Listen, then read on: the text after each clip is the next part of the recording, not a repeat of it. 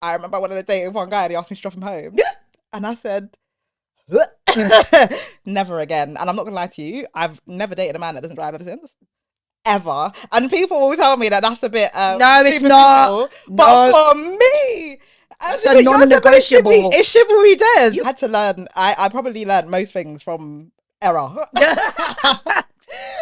Like from trial and error. It was a lot of error. Like, my first ever boyfriend, oh my god, he was the love of my life. Like, oh god, I hope he doesn't watch this. But he was first boyfriend always is. I was in love with my first boyfriend for years. literally Years, the break of my heart after that, bruv. My heart was so broken. I cried for days. I did what the songs say. Yeah, literally. I did it. I sat with ice cream. I cried. I listened to the sad songs. Never. Then I was missing. Literally, that was me. I was sad as hell.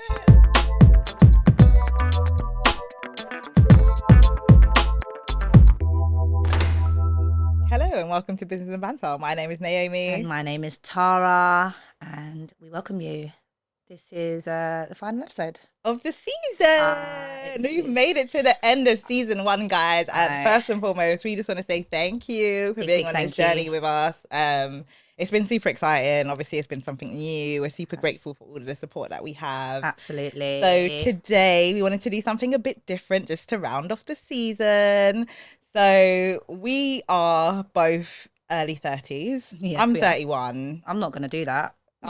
She's not going to do that, but I'm 31. I'm 33. And we wanted to do something fun with you guys and just talk about 30 things that we've learned by 30. So we're a little late, obviously. We're still learning, but we're still going with it. So we're literally just going to share 30 things that we've learned so far through our lives. So yeah, let's just get straight into it. Let's get it. So I know we've learned a lot of things, of course, but then I know we've got quite a few things that I wouldn't say expertise, but then that we've got a bit more knowledge on. So first things first. So I mean, I'm going to get my phone out because I know we have some topics that we thought of earlier. Here's what we made earlier. So tech, I know, remember that. Hey, we're showing the 30s now. I made earlier. Oh, literally. Used to make things with like pasta and that. Remember? Oh my god. So Naomi, first things first. What have you learned in regards to career progression? I have learned. One thing I've learned about career progression is if it's not working where you are, it's okay to jump ship and go somewhere else and make it work over there. Yes. It doesn't mean that the grass is always greener on the other side, but a lot of the time it is. Yes, absolutely, 100%. For me personally, I've learned that you don't have to be experienced to do what it is that you think you can't do.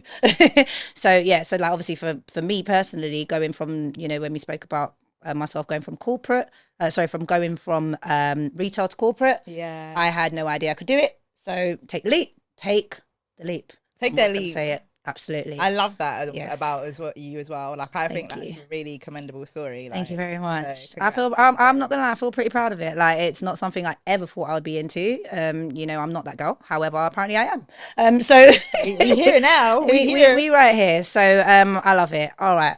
Next topic. Talk to me. So this one is very close to my heart, is home ownership. And anyone that knows me, I literally, shout out to my dad. Yeah. Since I've literally been about 14, I've been like, I can't wait till I'm like 16 or 18 so I can buy a house. Yeah. So I can buy a house. So I can buy a house. So I can buy a house. And I'm 31 and I still ain't got a house. It's okay. But it's okay. We're getting there. That is listen. Talk to people about your experience. You know what it is, yeah? I'm not even bothered about owning a house anymore. At this point, I'm just like, it will come when it comes. I used to be, like, I spent so much, especially of my 29. I was in my head. It was a mess. It was literally a mess. I literally gave myself 30, so much stress. Yeah. I was having a breakdown. I literally probably had a mental breakdown from like 29 to 30. 100. All the way into 30. 100%. Shout out to being 31. We parsed it now. We love it here. Oh my God, being 31 is actually great. I literally feel like I literally don't care about a lot of things. That pressure went in it. Like gone. Like once I went through that stage of like being really hard on myself, like anything that happens, just I'm not being funny, but one of the things that always sticks with me is that you've made it through 100% of your worst days. There you go. And I've made it through I've lived through some horrific things. So I'm just like, it'll be fine. Yeah. That's what I mean. So although I'm not a homeowner yet, I've been through. I went through the shared ownership process, and as I got towards the end, I kind of decided it wasn't for me, so I withdrew. Okay. And then I was gonna buy a property. Me and my mum were looking to buy a property together a couple of years ago. And that literally fell through at the last minute, and that was literally just before I was turning 30. And I think I was just turned 29 when it fell through, or I was just about to turn 29 when it fell through. And I remember, like, I was rocked. Like, I'm not even gonna lie. Literally, I was rocked. As if life couldn't get any worse. I was like, what am I doing? What have I been doing all this time? Like, what have I been saving? Like, what literally am I doing? What am I doing here? What's happening? What am I gonna do now? Like, but now I'm not gonna lie, I'm renting. I'm happy renting, and I shall continue to rent. I'm kind of glad I didn't buy a house when I did, because I was looking at a 2-year fixed term mortgage, so I would have come out into this mess that we're in now. Yeah, horrible interest rates. Yeah. So shout out to all the renters out there, because we winning, we living, we loving. And in the long run, not to go too deep into it, but in the long run, I do think that owning a home is a liability. Unless I've learned that from people who are very wealthy, that actually owning the home that you live in is a liability because it doesn't make you any money. So I'm not that mad about it. Like, honestly, that's it. You don't know what you don't know. Straight up. Home ownership. Yeah, I've never owned a home. It's been a dream of mine, just like yourself, but I haven't gone into that. Like, I didn't go into it that deep. Like, I never actually went through the whole process. However, I believed, kind of coming back to the whole career progression type thing, I said, well, I'm not in a corporate job. I'm not even in a job that's going to allow me to buy a home. So I never really took it seriously. I knew I wanted to do it. I had the idea of it. I'm renting. The thing that I'm happy about is that I just live, well, I don't anymore, but I did live alone for a number of years. Like, being able to be out on my own made me feel like, okay, I can own a home actually, because even though I'm renting, I've basically been fending for myself since my teens. So it's just like, I know I can do it. It is still important to me now. I think just because I'm a mum and I want something, for me, it's a legacy. Like, I want to leave something for my daughter, like with the line of work that I do. I hear a lot of people saying, oh, don't worry, they've got the house. And I'm just like, I wish I can say that. I want to say, don't worry, she's got the house. But on the flip side, like what you said, like, it's almost a liability, because, owning a home and living in that home means that you still have to pay for that home. But then if you maybe do own a home, but then you rent it out or make money off of it, then of course, you can make more profit from that. So for me personally, I do want to be a home owner. I probably won't live in that home straight away. Once I do buy it, I'll probably use that house to make more money. But long term, that stuff is hard, mate. Like, I need to have a full understanding of it. Hi, friend. You've been there. No, because you've been there. Like, you love this girl. Like, I know that when I need something, when it comes to, like, Naomi, I don't know what shout this any mortgage advisors that want to come be our friends, you can do that Listen, too. Like, please, shout out we're me. Like, I'm so here for it. Any mortgage brokers that want to be my friends, thank you. I need more friends like estate that. agents and all as well. Like, I'm open to it, We're up for it. But yeah, ownership overall, like, what I've learned is that it's really hard, but it's possible. Yes. But also, like, don't come and kill yourself. Like, we're not. That's not what we're doing. Yeah, absolutely not. 100%. Okay, next topic I have for you is parenting. Now, I know you're not a parent just yet. However, what are your views and, like, one thing I've learned about parenting is that I've got a lot of, so my older brother has got 2 children. My older sister's got a child. So I've always had, like, nieces and nephews. Well, I don't have a niece, it's a lie. I've got bare nephews. Bare man in the family. Yeah, man in the family. So you basically have a boy when you have a baby. That's happening. Literally, I don't see it any other way. But yeah, so I'm grateful that I have seen other people's experiences. And I think what I've learned about parenting is that I always knew this, that there is no right way to do it. It's just what works for you. I hate when I hear, like, people put other people down for different things, especially, I'm just that kind of person anyway. You don't know anyone's situation. Facts. And as long as the child is healthy, like, well kept, like, there shouldn't be a problem. Yeah. So that's what I've learned. Like, there's many different ways of doing things, and just be judgment free. 100%. I think obviously for me, on the flip side, where I am a parent, I've experienced that whole judgment thing. And for me, it made me feel like, because this is the first time I'm doing it, I was like, oh my God, am I really doing this wrong? Like, what am I actually doing? But however, over the years, I mean, my daughter's 11 now. So it's like I've had so much time to really figure out what it is that I'm doing. And I feel like I do know what I'm doing now.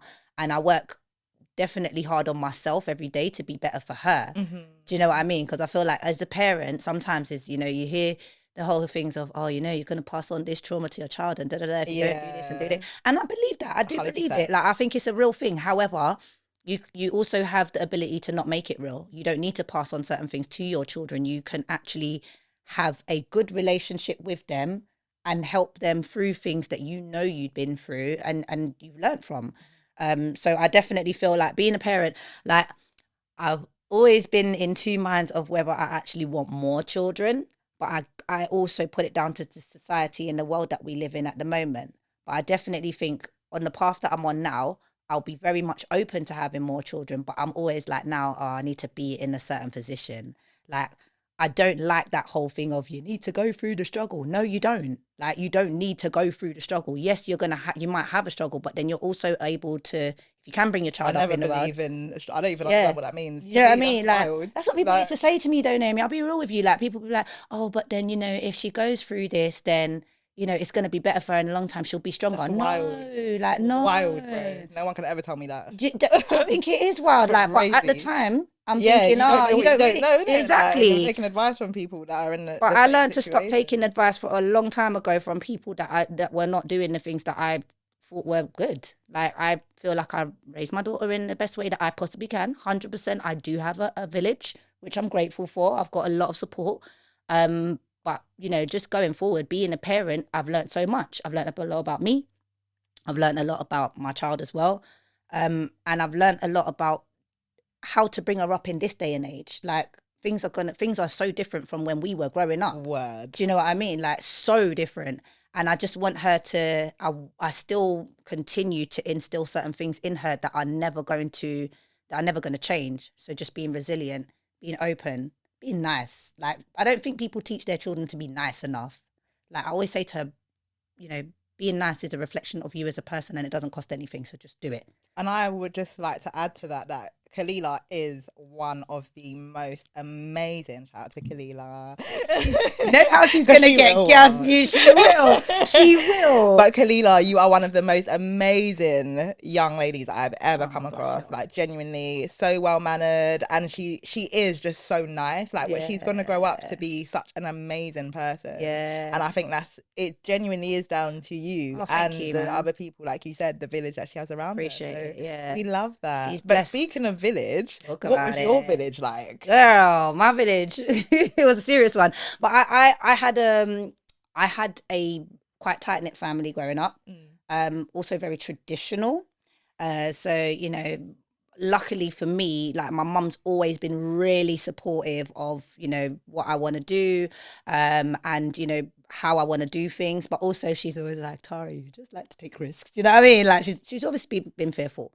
But I appreciate the relationship that I have with my mum, especially now, and also even prior to having Kalila. I don't feel like I was a bit of a rebel. She's gonna watch this and she can be like, talk about it, tell them. but like, yeah, literally, shout out to my mum. My mum's the best. Like, she's amazing. Like, I love her to bits, and I feel like she shaped a lot of who I am now. But again, like, growing up being, I would say, her only child, it was a struggle. Like, it was a lot for her and for me, but I've learned so much. And she taught me how to be a mum. She's taught me how to be a successful mum. And she's also taught me how to be independent, because she did a lot of it herself. And yeah, I just feel like, just that relationship that I have with her now is definitely going to shape a lot of how I move forward in terms of my success as well. So shout out to my mama. I love her. Talk about your mummy. And so I was also brought up in a single parent household. It was me and my brother predominantly. My older sister's like 11 years older than me, so she left like quite early. So although I'm the middle child, I have both middle child syndrome and also older child syndrome, because I was go pick up your brother from school. I picked up my brother from, I was his parent. Yeah, I was the third parent, basically. Yeah. But I'm grateful for that, because me and my brother, like, that's my G, bro. Tight, yeah, like, you're that is my tight. actual G. Yeah. All of my brothers, to be fair, but that's my G. Yeah. They're gonna watch this back and they're gonna be like, rah, like that. But they know, innit? Yeah. We literally grew up together, so it's like, it was just a different. It's just a different environment. But yeah, my mum was a single parent and she worked really hard. And she is one thing that I've taken from my mum, I don't even know if it's like innate, like it's just in me. Yeah. My mum has done so many things. Yeah. Like, one of our previous pods, I spoke about how I've done like all the different things. You get that from mums, yeah? The side hustle. That's my mum, bro. Like, literally, she was a journalist. Yeah. She's worked in PR. She's had her own PR company. She is a florist and does floristry. Nice. She is now a counsellor. Like, she's got she actually did accounting as well, like back in the day. Like, she's got mad qualifications, and I feel like she just gets bored, so she after like a couple years, so she gets it. She just goes off and does something else. Yeah. But yeah, exactly that. I grew up with both my parents as entrepreneurs, so I've never known anything different. My mum stopped. She worked for the Voice newspaper and then went freelance. Serious. And that was I was in primary school. So from then I've just known entrepreneurship. That's all I've ever known. But it's a struggle, bro. Yeah, like, it's a struggle. Literally, it's a struggle. And my dad is a self-employed engineer, so he does plumbing, gas, and electricity and stuff like that. But watching both of them, I didn't live with my dad, so I didn't grow up with him. Yeah. But he was a weekend dad, so I'd go there on the weekend. Okay, yeah. But still the same thing. Like, we'd be doing something and he gets a call and he's got to go. Like, it's like for me, I've seen both my parents, like, business comes first, but they've built it from the ground up. Facts. So I understand the struggle. But then, like, talking about it takes a village. Shout out to my older sister. My sister was part of my village as well, because she's so much older than me. She helped in my upbringing. But she's been career focused. Like, she's the opposite. The opposite, yeah. Like, entrepreneurship and my sister, it's like water and oil. I don't think that they're supposed to go together. Yeah. It's not her thing. Yeah. And she's amazing at what she does, and she excels in it. But it's just not her thing. So for me, I've seen, like, both sides of the coin. Like, there are different routes to be successful. It just depends on how you want to go about it. That's true. And I'm grateful that I've had that, because it's allowed me to, like, I guess, dip my toe in both parts. Yeah. I did the career thing following in my sister's footsteps. I'm actually an accountant, which she is. We just work in different industries. Okay. But yeah, it's just, I think I've learned a lot from them, and I implement it. I take the things that I like from what it is that they do and implement it in a different way that works for me. That's dope. So I'm very grateful that so I didn't have like you said in one of our previous episodes when you said get the violins out. Right. Like my mum did come to like plays and stuff like that, but I didn't have like mum and daughter day. What's that? Like, I hear it. Like, what does that even mean? It. No, like there weren't none of that. Like, no, we just have to, like, I'm taking my brother home and I'm cooking, like, and I'm like 12. Like, do you know what I mean? Wow. Like, my mum was at work, bro. When she comes back from work, it's like I did what I had to do. So I think actually, in saying that, that's probably helped me mature a lot. It's probably why I'm so mature. When you become a parent, of course, it's gonna be easy for you. And having so having that experience of being an older sibling and just having to care for your younger sibling constantly, it has given me that experience. But it's also probably what stopped me from wanting to be a parent so early. I hear that. I didn't want to. I've been so conscious to not have children before I wanted them, because I understand that it's a commitment, and I want to provide my child with the best life, because I've been through so many things and seen so many things. No disrespect to my parents, because I love them dearly, but there are certain experiences that I would have liked to have had. Yes. So I will make sure that my child has them. So I need to make sure that I'm in a certain position before I'm trying to, give birth and that. So that was my village. But speaking of siblings, so I mentioned there's bare man in my family. I'm not gonna lie. So I actually have 6 brothers and 2 sisters. I had to think about it because I literally had to count. I was going to say, my dad just keeps popping out kids. I say dad. I say my stepmom. Shout out to my stepmom. Yeah. She just keeps popping out kids, but they're done now apparently. They say that. Yeah. No, she said it. She's actually done. Finished. It's not the first time she said that though. So I don't know. But yeah, I got 6 brothers and 2 sisters. So like, what I've learned from my siblings is just a lot, because they're so different. 2 of my siblings are also autistic, and one of them is non-verbal autistic, so he has a different experience of life. So for me, it's always just like, I feel like my upbringing has been so different to normal people, because I've had that experience of not living with an autistic sibling, but having autistic siblings, but knowing how to cater to them and care for them, even though I don't live with them. So I feel like I have compared to the average person who has no contact with autistic people or people with special needs, I have a much more. I think I have a much more of an understanding when I see people with special needs, like at school, in the workplace, in like different things. I can identify things and be like, oh, it's not that deep. They probably just autistic. Do you know what I mean? Or they probably just got something, because I've spent time with a lot of people that have special needs. Yeah. So that's also probably why I'm so patient. So just like having the vast amount of siblings that I have obviously means that we're all different, innit? We're all very different. Yeah. We've all grown up in very different times. Like I said, my sister's 11 years older than me. Like she's an 80s baby. She's like, we're different. Do you know what I mean? We have different everything. Yeah. Everything was different. We grew up in the same house, but it was different. Of course, yeah. She and she was an only child. So her experience at the time, 11 years. Exactly, was completely different. So like my siblings they're all amazing. I love them all dearly, but they're all very different. And the baby is for Serena. So again, I'll have so much more to learn as she continues to grow, because she looked like she's growing up with my kids. Yeah. Shout out to Dad. He said, I'm done. Yeah. So how about your siblings? What are your siblings So like? I only have brothers. Like, I don't have any sisters, and I feel like that's something that I always said, I'm upset about. Like, do you know what I mean? I always, I want a sister, blah blah. But I also like grew up with a lot of my cousins. So for me, those were basically like my siblings. Like when I was younger, of course, I spent a lot of time with my brothers. Fun fact, actually, I don't know if you knew this, but one brother I actually met for the first time in 2019. How did that go? Like, okay, so now we're gonna have to the story now. So how was meeting your sibling, mate, for the first time? Do you know how at this big age? How old was he? First of all, I said to my dad, I said, what do you mean? Like, I knew about him. He's older than me. Okay. So I knew about him. He's like 4 years older than me. But I didn't really know him. And it's when I started to get a bit older, and then my dad kind of used to talk about him a little bit more, because also even the contact and the relationship between him and my dad, of course, was a little bit sour, because my dad didn't see him for a very long time. So it was kind of my dad building that relationship with him, and then him then building that relationship with me. And he lives back home in Kenya. So it was like, I wasn't even able to kind of go and see him of my own accord. I'd been to Kenya several times since I was 5 years old. It's only when I turned, I was in my 20s when I actually met him. I was like 29. And it's only when I turned 29 that I said, right, the next time I go to Kenya, I'm going to go and meet him. I said to my dad, and I've been speaking to him on WhatsApp, but it wasn't the same. Like, I just didn't really we didn't have that connection. Yeah. Do you know what I mean? I'd grown up with my other brothers, so I knew that life with them. Like, do you know what I mean? And then finding out I've got a brother for the first time, meeting him for the first time was wild. Like, he looked like me. Really? He looked like my dad. Oh my gosh. He met Kalila I will never forget. I can see the moment in my head, like when we met each other.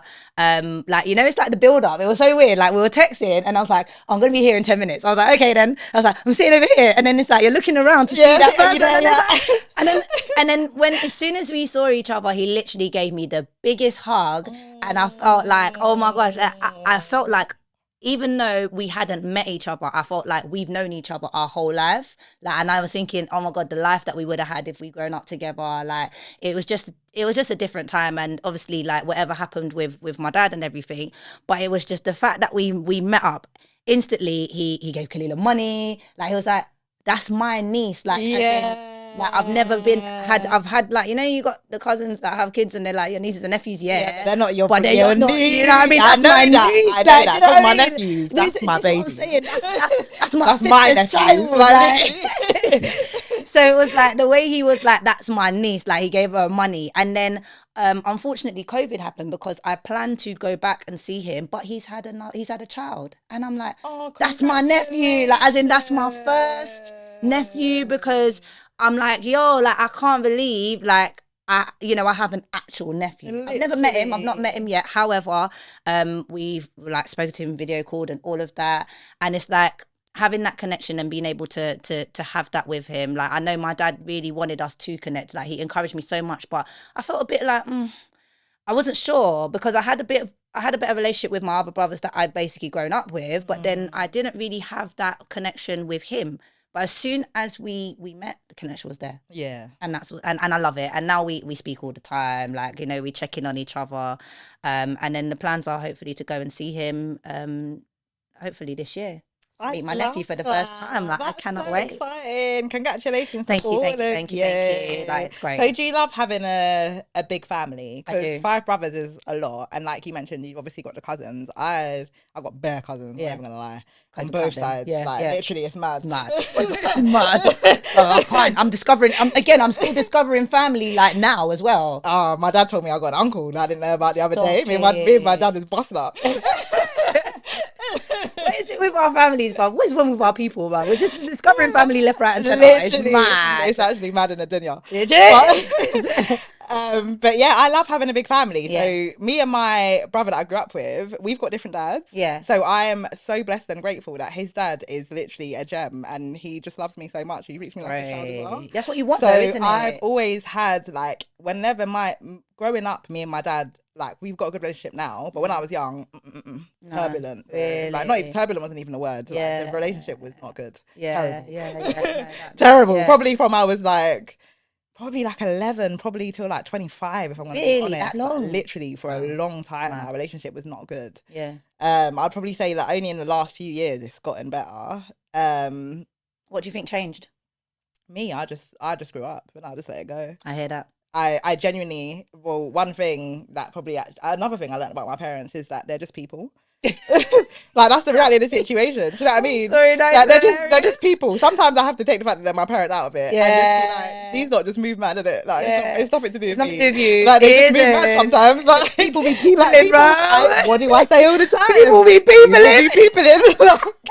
People just do stuff all the time. We all do it. Like, we all have like mad tendencies. Like, we all react in our own little ways to different things. Like, we all have little things that can push our buttons. We all have the little things that can set us off. And I just have to remember that sometimes I don't know what traumas. I do know a lot of the traumas that my parents lived through, but equally I don't know a lot of the traumas that they live through. That's it. So sometimes when they react in a certain way, it's not nothing to do with me. It's their trauma. Yeah. And once I accepted that, it's just like, I learned to let it go over my head. Do you know what I mean? It doesn't mean that, like, me and my dad can agree to disagree now. Whereas before, like, I know you need to understand that I'm right. Do you know what I mean? I'm right, and that's the end. That's I said what I said. Literally, I said what I said, and I mean what I see.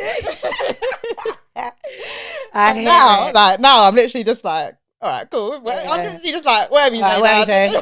And he'll be like, yeah, okay. Like, I'm not gonna back down, and you're not gonna back down. So what are we gonna do? Fight forever? Like, literally. It doesn't make sense. Like, I don't have time. So I just got better things to do with it. But I hear that. Like, I mean, for me as well. Like, I've got a big family as well, and fortunately, I didn't even get to the point that I was going to make about the big family. The point I was making about the big family is that because me and my brother have different dads, and me and my dad had such a turbulent relationship, I feel like my brother's dad really played a part in my childhood as well. Even to now, like, he's really prominent in my life. Yeah. And he's got 3 little girls who are also like my baby sisters. Oh, nice. So although I do have 6 brothers and 2 sisters, I really have 6 brothers and 5 sisters. Yeah. Because Christmas is expensive. I was going to say. Because I'm the oldest. Do you know what I mean? I'm one of the oldest. So you're buying for everybody. And it's a lot. It's actually really expensive. Yeah. Like, I have to, like, cut down these days. I'm just like, and call it a day. Bro, I just want to give them a £5. You gotta leave me alone. But that £5 was going to turn into £100 for you. No, like, I wish it was like 1993 when a £5 was a lot of money. Do you know what I mean? Because this is crazy. Now you give them a £5, they can't buy nothing. But yeah, talk to me about your big family. I didn't realize I had a big family until I had a family reunion. Again, 2019 was a big year for me. And it kind of goes back to what you were saying about turning 30. I was about to turn 30 in 2019, and the mental breakdown that I went through was it was a trope. Like, if you talk to my mum about how I was feeling when she doesn't even want to talk about it, because she was telling me stop putting so much pressure on yourself. However, we had a family reunion, unexpected family reunion in 2019 in Kenya. It was amazing. I met cousins that I hadn't ever met before. I had all my aunties there, and my mum's side of the family is the main part of the family that I usually meet when I'm in Kenya, and they're huge. Like, all of my aunties all have at least 2 or 3 kids, and their kids have kids. So it's like, and then like all my grandma's children have children, at least 2 or 3 children. Do you know what I mean? So it's like when we get together, first of all, it's a vibe. Yeah. Shout Oh, out to, I was gonna say that it's always a vibe. Shout out to Come my Kenyan family, because you lot are a vibe. I love Tell you 'em. guys and I miss you.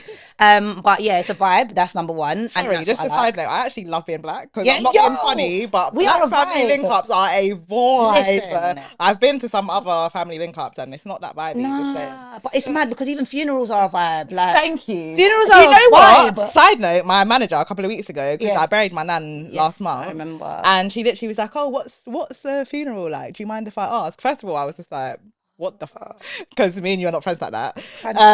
But I literally just said it's just a funeral, but it's a vibe. Yeah.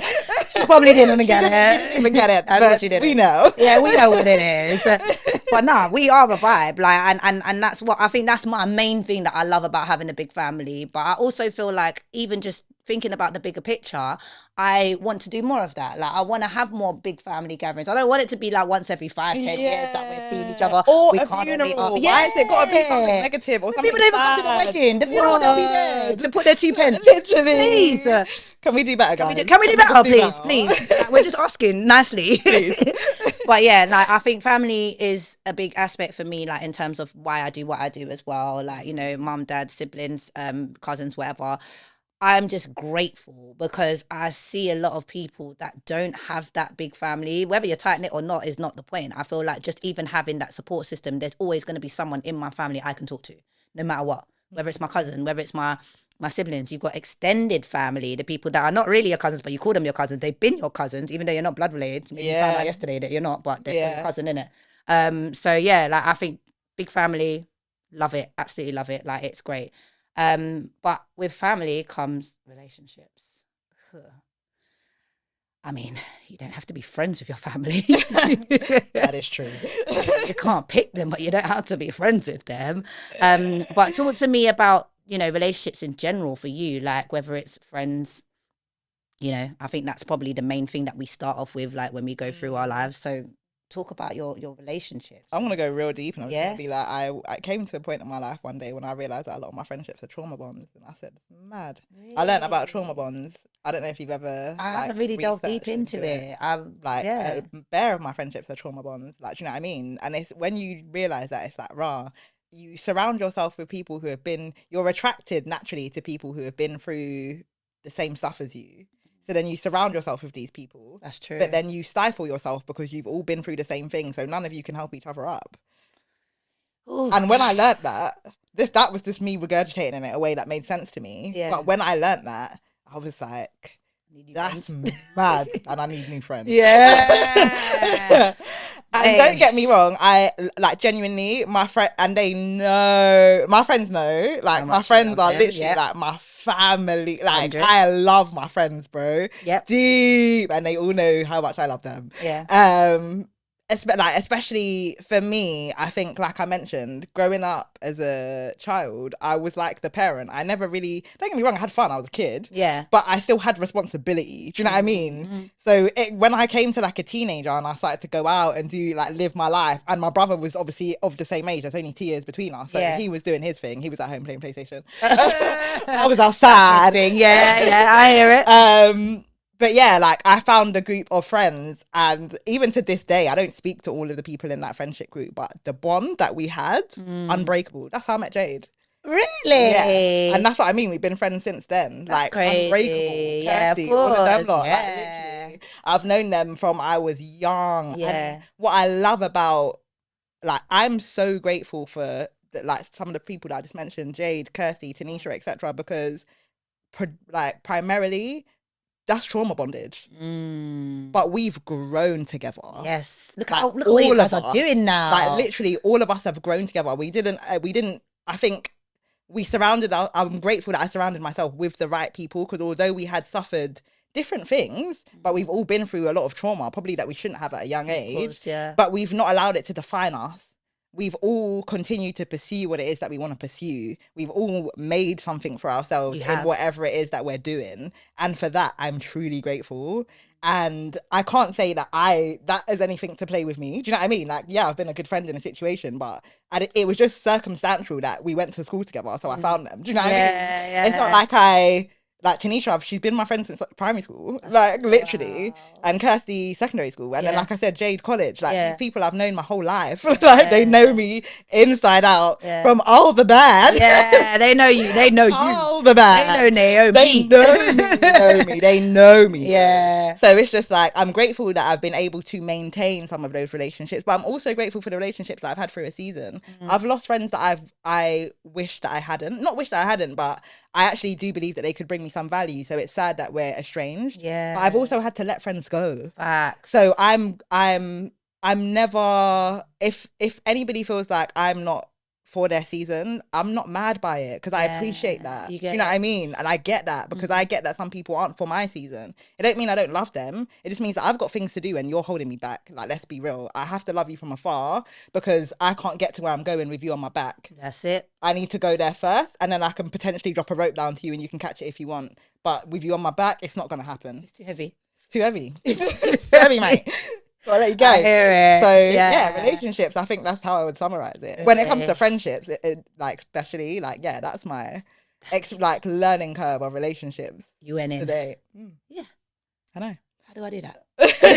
How do I follow up on that? Mine's not that deep. But no, for me, I think relationships has always been something because of the type of personality that I have. I've always formed relationships, whether they've been good ones, is where, that's questionable.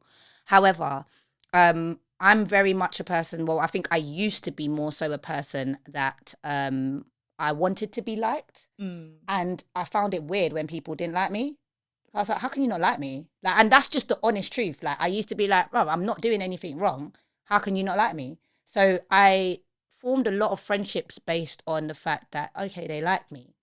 But they like me now, but behind closed doors, yeah, you already know what it is. And I feel like, and this is something I remember even thinking about doing this podcast, I said, I really would like there to be a point where I can speak on this because for the people who watch it, I really would like to say, like, literally some friendships that I had, I know it was me. I know it was myself that messed them up because of things that I did. Right. But again, that's something that I've grown with. I felt really guilty about it at the time. And even now I feel like, oh, do you know what?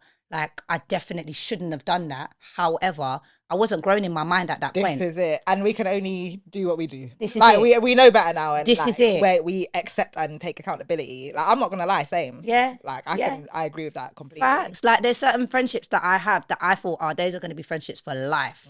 And then I did something and I'm like, Tara, you messed up. Yeah. You know what I mean? And as much as, and that again came to that whole thing of, number one, I needed to really trust in myself, and if people didn't like me, that's fine. Like, and I'm fine. Like, now I'm like whatever in it. But at the time, I would say, like, let's say even maybe about four years ago, like, I was building relationships thinking that they were genuine, and they weren't, because behind closed doors, or even for me, I would sit there and I'll be chatting mess about someone else, but then I'm like, like, if I'm chatting mess about them, they must be talking about me too. And those are the kind of friendships that some of them I chose to end. I didn't even say anything and I felt really guilty. I just kind of just stopped talking to the people and then that was it. Some of them, of course, certain things I did, so they decided they didn't want to talk to me, and it's completely understandable. However, like you said, there's certain relationships and friendships that I have now that are unbreakable. Like me and you, for instance, you're going to be my friend for life, whether you like it or not. I'm just letting you know. Like, do you know what I mean? Like, friendships with yourself, like people like you, Lisa, Sharita. I've known Sharita since she was 4, I was 3. Our parents. Oh my gosh, that's so cute. Our parents were really good friends. Yeah. And as you see, our kids have grown up together now. Our kids are like best friends. Do you know what I mean? And that's, for me, that value of that friendship in itself. Like, there was a period of time, there was a period of years where me and Sharita did not talk. But when we came back, it was like the same. And now we've got kids, so it's even harder to talk. But then we bond through our kids. And I just want us to continue that kind of, that kind of legacy and that relationship, and have healthier relationships. You know what I mean? you spoke about trauma bonding. I didn't really think of that until you spoke about it, but it's true. A lot of my friendships were built on trauma, but I hope now a lot of my friendships are built on the fact that we want to be somewhere. Yeah, you know what I mean? We've got things in common. Like, for example, I agree with that though. Yeah. Like, all of the friends that I've made in recent years, which isn't many, like, and I'm not gonna lie, when I was younger, I used to be like, I was on this no new friends. Like, I'm not gonna lie, I don't need friends. What do I need friends for? Are you taking me somewhere? Yeah. Because if not, I don't need you. Yeah. So yeah, I literally was on this no new friends. But once I just grew and learned different things about myself and about life and what it is that I actually need to get where I want to be, I realized actually I do need people, and I actually need to let go of the people around me and find new people. Yeah. So I'm grateful for people like you that I've been able to build friendships with, but our friendship is based off something different. Like, for example, like I said, a lot of my friends, like, our relationships is based off of not negative experiences, but that's what holds us together, because we have that understanding. Do you know what I mean? But whereas our relationship is purely based off positivity, that's it. We both just want to make money. That's right. Like, literally, that's just it. We both want to make money, and we've got other things in common, so we can like jam, we can vibe. Like, that's it. And there's like so many other people that I've come across in recent years as well that I've been able to connect with in that way. So yeah, like you said, I'm grateful that I'm now in a space where I'm able to create those healthy relationships. But for me, I'm able to do that from understanding the bad relationships.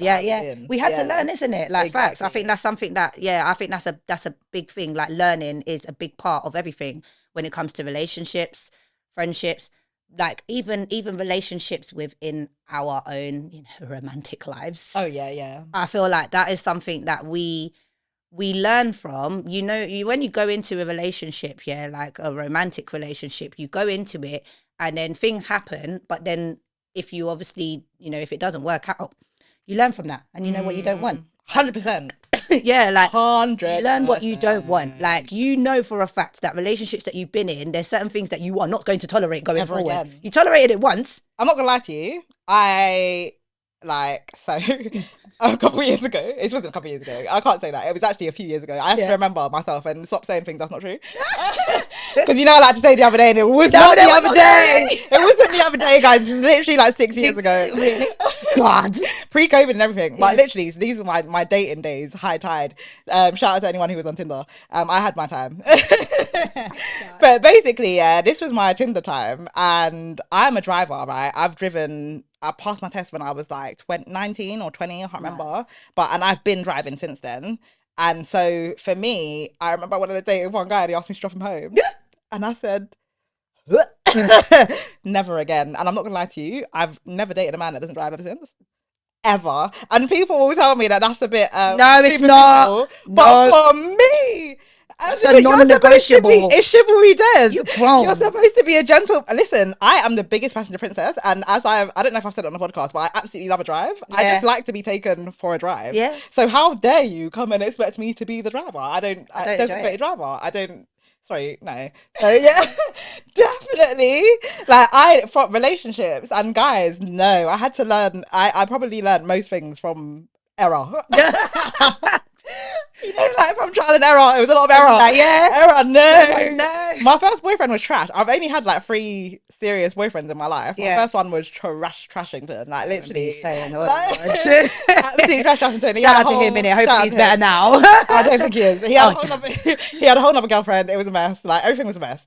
That was my first experience of a relationship. And so because of that, I entered relationships with my next romantic relationship with, I can't even say with my guard up, because instead of having my guard up, I was just like, well, 2 can play the game, innit? So I might as well just do what you do. That relationship, like, I've got to make sure I got all of these guys over here just in case. Yeah, backup. Still, word. Like, got to have the backup. Always. I never needed the backup, but they were always there. And obviously, I'm not even going to lie, I would use them for stuff. Come take me somewhere. Like, I was in uni, innit? I'm hungry, I want food. Like, literally. Yeah. Sorry. I don't want to reveal them things. Let's talk about it. Like, let's talk about it. We've all done it, innit? Like, I'm not going to lie. Come library, come LRC with me quick. Yeah. I don't want to go by myself, okay? I don't want to go by myself, okay? I need to go food shopping. I'll come get a taxi with me. Word. I'll come go to go food shopping. Come look at Asda. Yeah. You're going to pay that taxi home, so come. So all of that. Funny story, actually. Talk to me. Oh my gosh, it's a really funny story. So one of those ended really badly. Why didn't we have a link on it? Like, not a link on the side, because, like, please, I wasn't disloyal, but I did just chat to them, innit? But one of the guys that I used to chat to, but he knew I had a man, he just didn't know who it was. And I just didn't tell him, and every time he asked, I just kind of skirted around the subject and talked about something else. Obviously, because I was still trying to keep my acid trips and that. Do you know what I mean? So, trips, I'm done. Stop it, bro. One day, my man stole my bank card and emptied my account. You lie. On guard. No way. Wait, did he find out? Why did he do that? I don't even know if I want to tell the whole story, because part of the story, the whole story is just so funny. I think we talk about this somewhere else, because that's mad. That's mad. Long story short, we had what I thought was just a friendly, like, conversation. Yeah.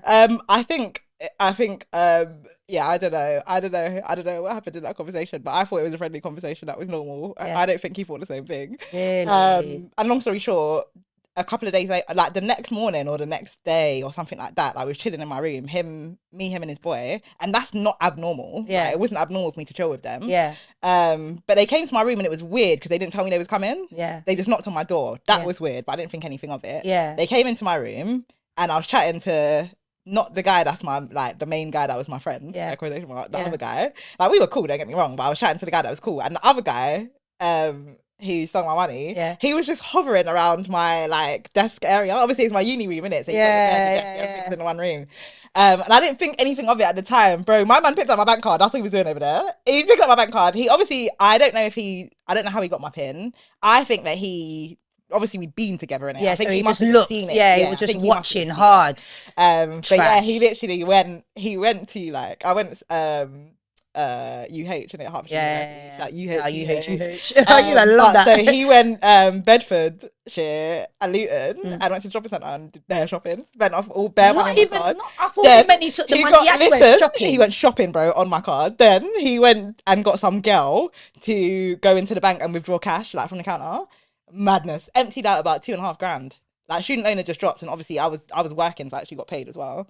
Get paid. What are you telling me, bro? I'm and stressed the thing is, right now. I was stressed. I was like, what do I tell my boyfriend? Because you're thinking about my man shouldn't even have been in my room, and that. Because how am I going to spin this story now? How do I even tell this story? And then I'm also thinking, when I did tell my boyfriend, I was half vexed though, because I was like, my man didn't even want to do nothing about it. Like, my man was just trying to let it go. I'm like, bro, like, I'm from the streets. We don't do that. Like, you know what I mean? Like, we gonna find him. Like, we gonna find him. We gonna work it out. But did you see him again? Of course I saw him again. We went to uni together, bro. Like, we literally went to uni together, and I was just like, I was about to say his name then. I was just like, bro, you absolutely took my money, and he just laughed.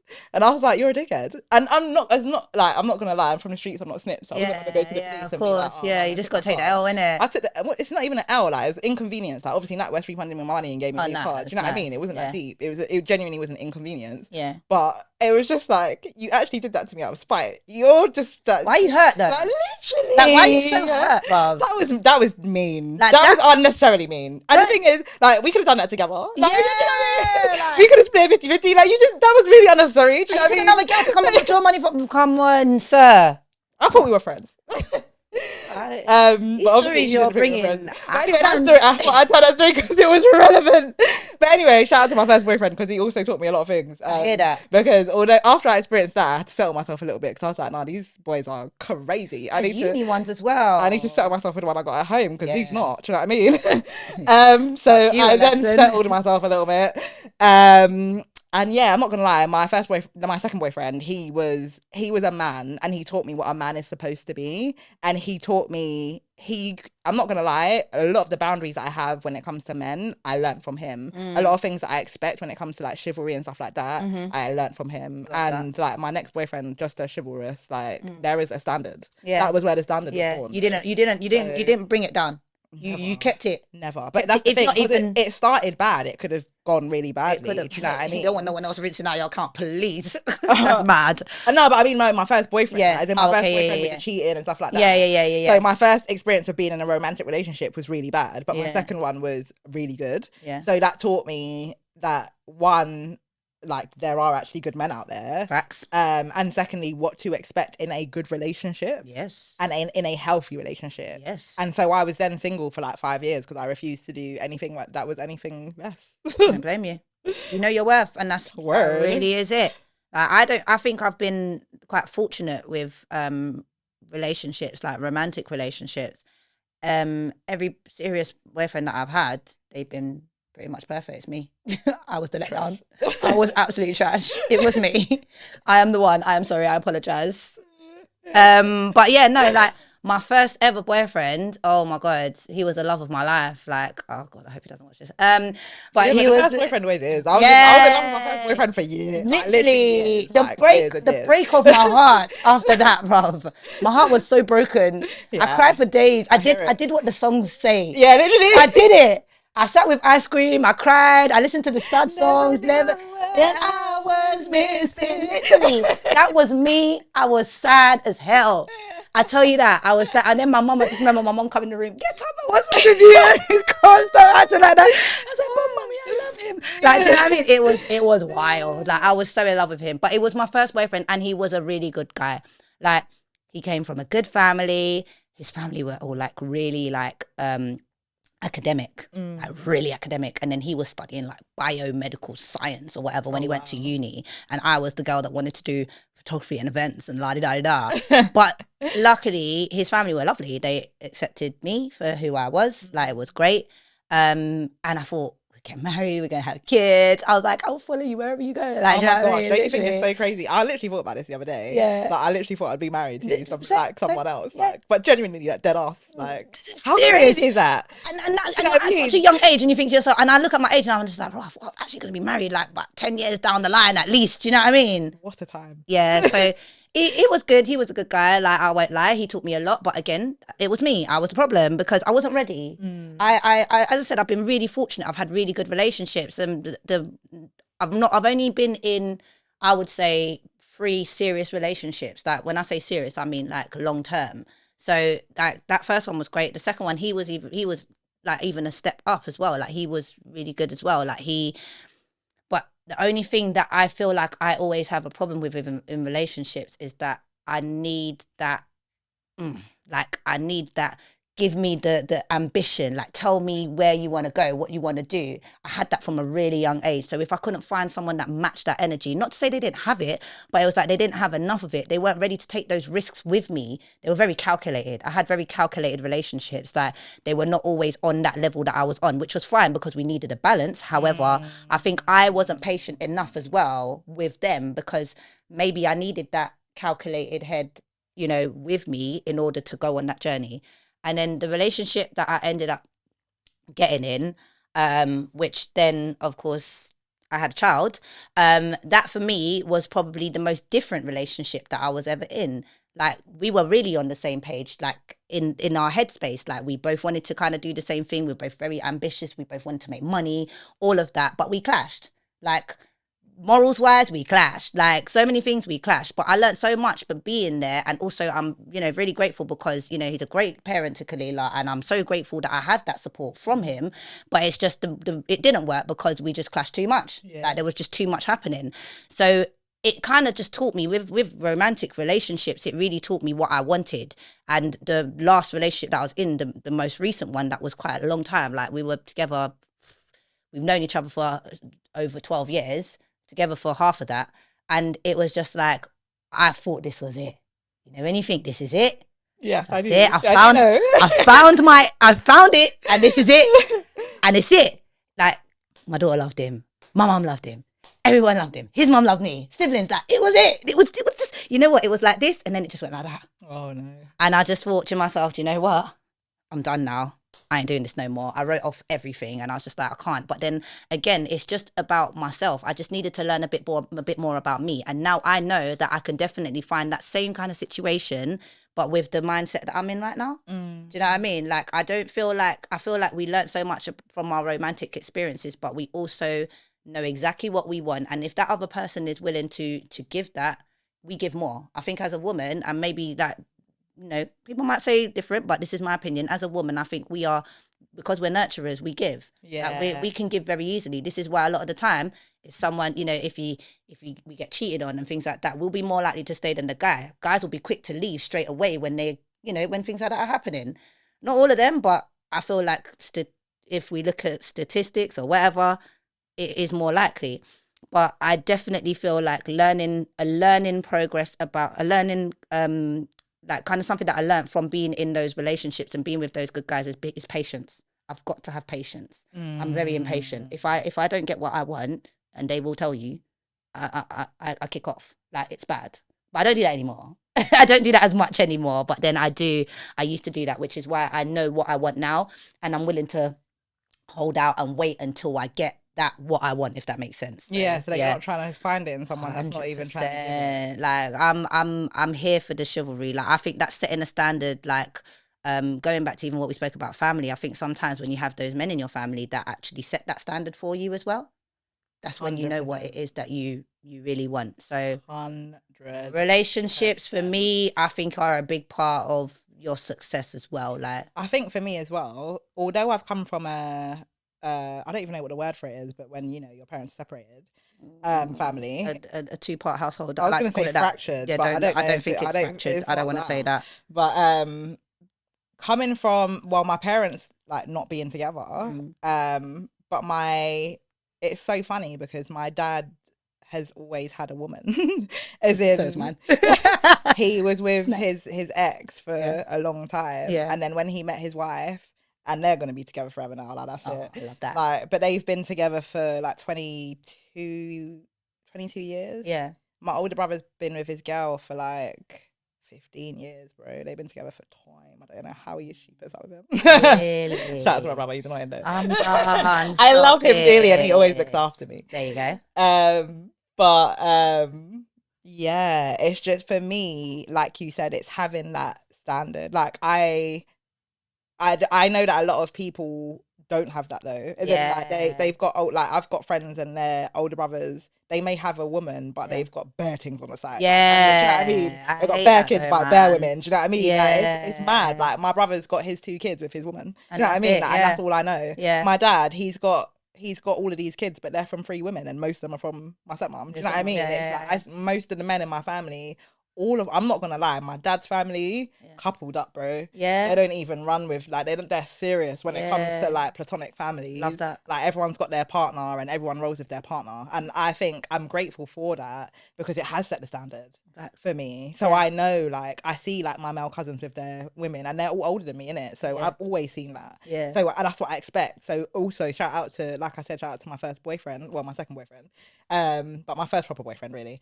But that taught me and set the standard. That standard was also influenced by my dad, my brother, all of the males on my dad's side of the family, because the males on my mum's side of the family are not so much. Okay, yeah. They're not so much about the platonic family household. Do you know what I mean? They've got the out of the house dad, or to be fair, one of my uncles, he's got his little family, but he started late, bro. Like, he literally had kids. His kids are like, I'm sure they're like 10. Oh, stop it. Yeah, literally. They're just literally none. You can't even party with them, bro. So it wasn't something that I watched him do growing up. Do you see what I mean? So it didn't, his influence wasn't what influenced me. It was more my dad's side of the family, because all of them are like that.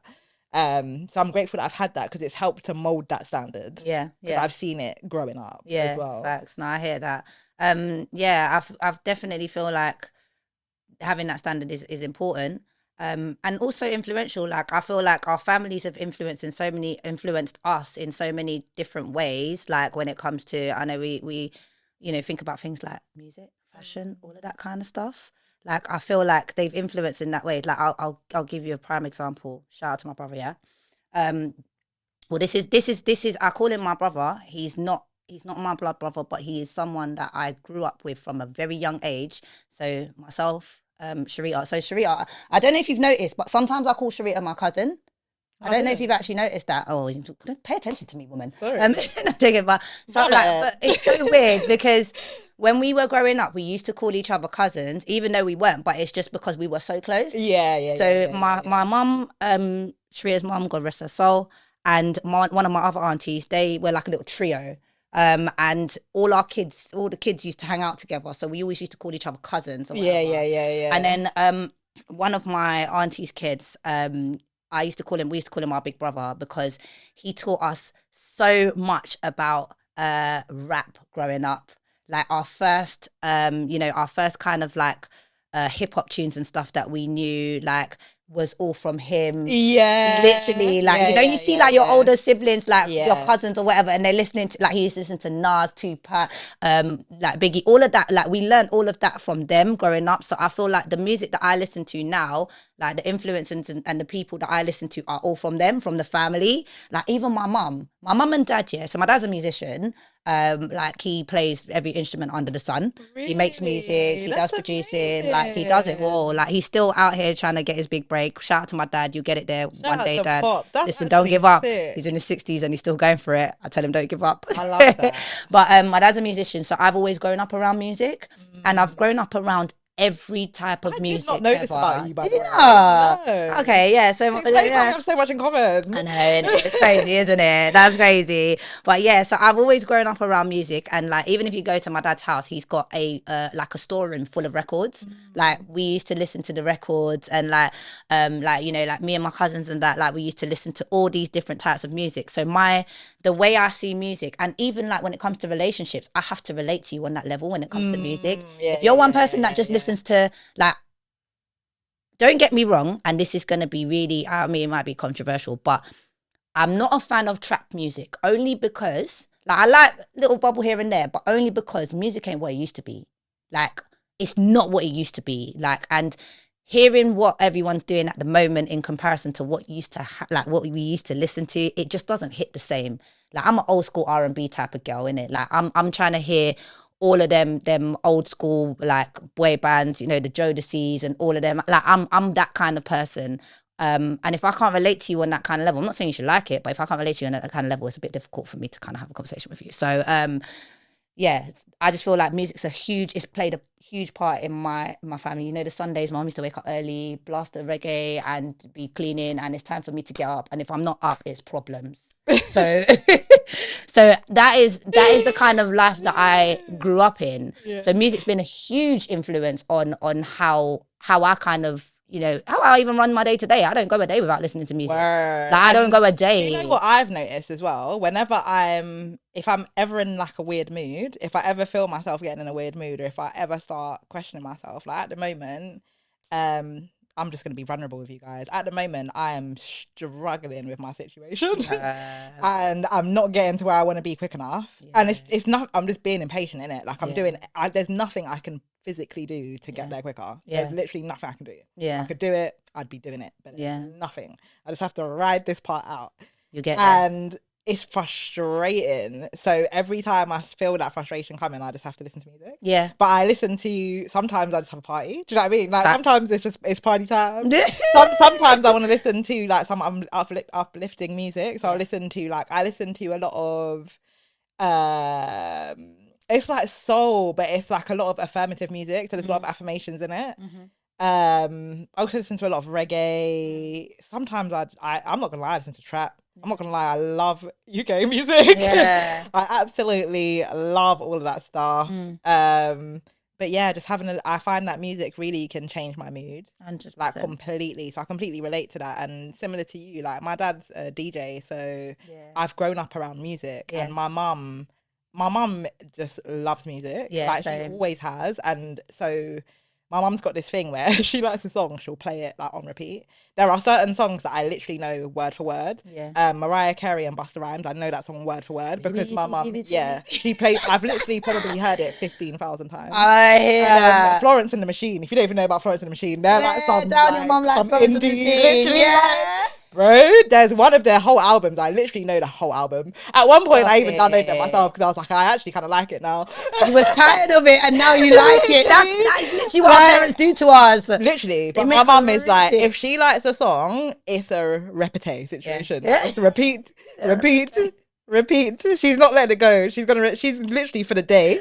She's gonna listen to that one song, and me and my brother are gonna be crying about how much we hate this song. And then you get in the car and go listen to it together. You'll be like, that's that mum song that she likes. Literally, then we'll get in the car and start singing to each other in the back. Hey, Like, you know what I mean? I hear that. So yeah, that was basically my childhood as well. Like literally just music. My mum also I went Notting Hill Carnival from young. Same. I was one of them kids. Like basically the same person. What the hell? Literally, like I don't know. I've never not been Carnival. Like I'm not gonna lie. The only time I haven't been Carnival is when it didn't happen. Yeah. I genuinely don't remember a time where I haven't been to Carnival. So like Soca, all of those, like Calypso. I've even though I'm Jamaican, like my mum likes music in it, and she likes culture. She likes the Caribbean. She even listens to Afro beats now that she's love it. Yes, mommy. Like she's just like she genuinely just likes music. So I grew up on everything. Like I said, Florence and the Machine, bro. Like it was all bad. Like I didn't expect that at all. Like, but I listen to a lot of things. Yeah. So my taste in music is vast. I can't lie. I like a lot of different things, and I can listen to a lot of things just in moderation. I genuinely like everything. The only thing I don't like is heavy metal. I like rock music, just soft rock. But again, in moderation. I don't like anything continuously apart from dancehall and reggae. I hear that. Listen to that all day long. I hear that. Nah, that's true. I think music is definitely a heavy influence on my day to day. Like as you said, like I listen to music every single day, and it shapes my mood.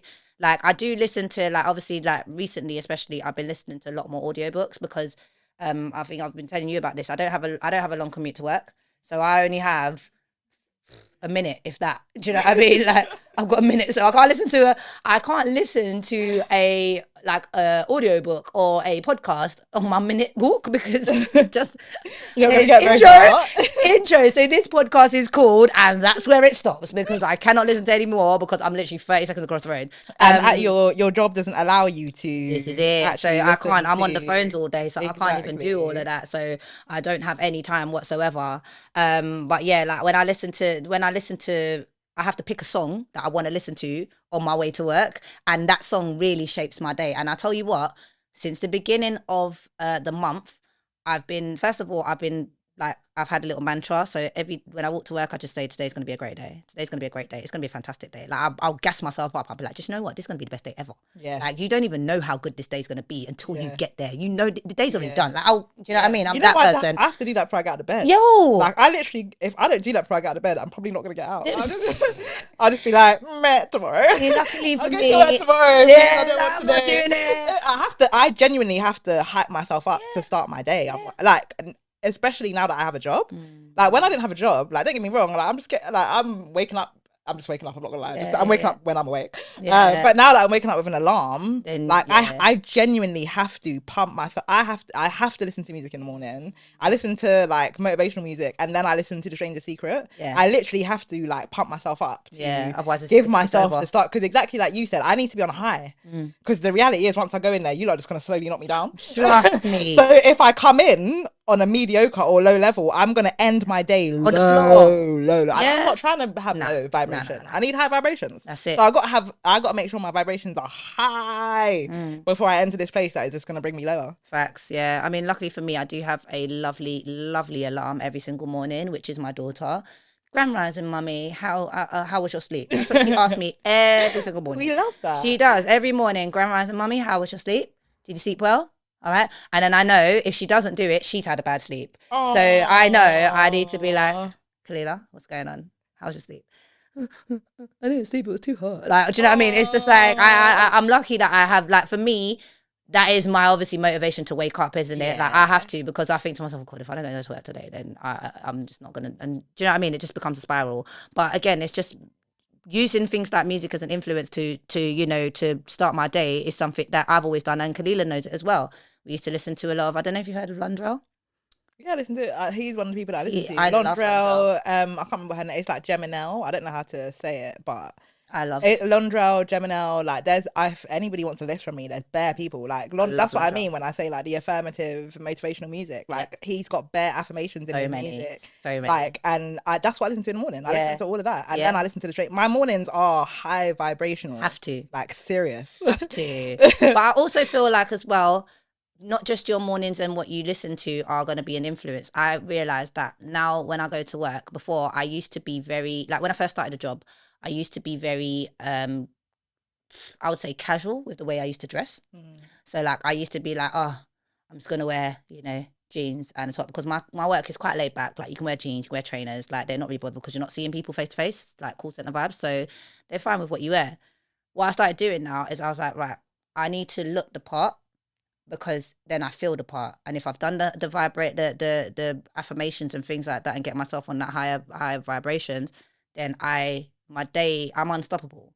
Like it's all about what you believe in. Like I think it's all about what you believe in and the things that you act on. Do you know what I mean? And looking good automatically turns heads. Like people are gonna look at you. Even if you come in wearing like the most extravagant thing, someone's gonna look at you. Like we said this the other day. We went Manchester, so we went on a trip, right? Girl trip. We went on a girls trip to Manchester. A couple, was it last weekend? Mate, I feel like it was the other day. It was actually last weekend. Yeah. So we went on a girls trip, and I remember us getting to that place on the Friday, and then we were like, "Rah!" Like we've dressed up in it, like we're wearing heels, like we're looking good. But I was just like, I think I said it to you, and I was like, I know it's all about, like, I know sometimes we might feel overdressed, but mate, we're turning heads. Because I never say that. Okay, I'm mate, I think it might have been Sarita. Yeah.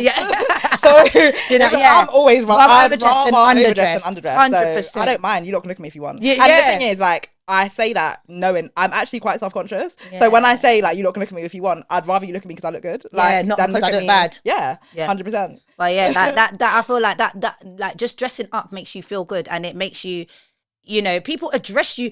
You dress how you want to be addressed. Yeah. And I feel like that is a real statement, because if I'm dressing like just not well kept, innit? Like if I'm not looking well kept, you're not gonna want to talk to me.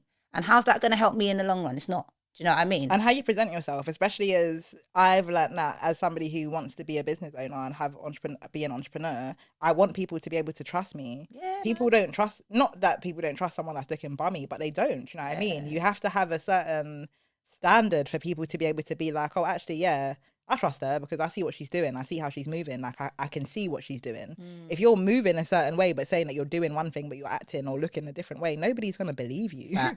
So you have to. And I've learned that too, because I was very lazy. I'm not even going to lie. Same. Like I don't care. Like it's not even a thing of, although I'm self-conscious, actually, I got to the point where I just didn't care. Like it was like, oh, I could look better, but I just can't be bothered. But I think that was also low self-esteem, because really, why is that? Do you know what I mean? But we're past that now, so it's all good. Yeah, no, we're over that, man. But I feel like that, like a lot of those things, of course, that a lot of these things that we've spoken about is definitely, even though it doesn't feel like it's completely relevant to everything that you do, these things shape your success.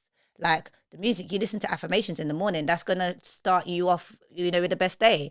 You dress how you want to be addressed. That's going to help you to, for people to come and approach you in the way that you want to be approached. Like, do you know what I mean? I think these are all little things that are going to help to kind of shape your success and help to shape who you want to be in the future, in the long run. Because you are who you want to be. That's the reality of the situation. You really are. Each of us, even if not intentionally, we are exactly where we are based on everything that we've done in the past. Facts. So every decision that you've ever made in your life has led you to the point where you are today. And likewise for me, every choice that I've made, if anybody's ever watched The Butterfly Effect, it's a film about how this guy, he goes back in time to specific life events and tries to change them. And every time he changes something else completely changes in his life. Absolutely. And that's because every day we come to a fork in the road where we can make a decision that's going to take us somewhere else. For example, if I didn't take that job that I took, I would be in a different situation right now. I wouldn't be complaining about the job. I'd be probably complaining about something else, if I'm going to be honest.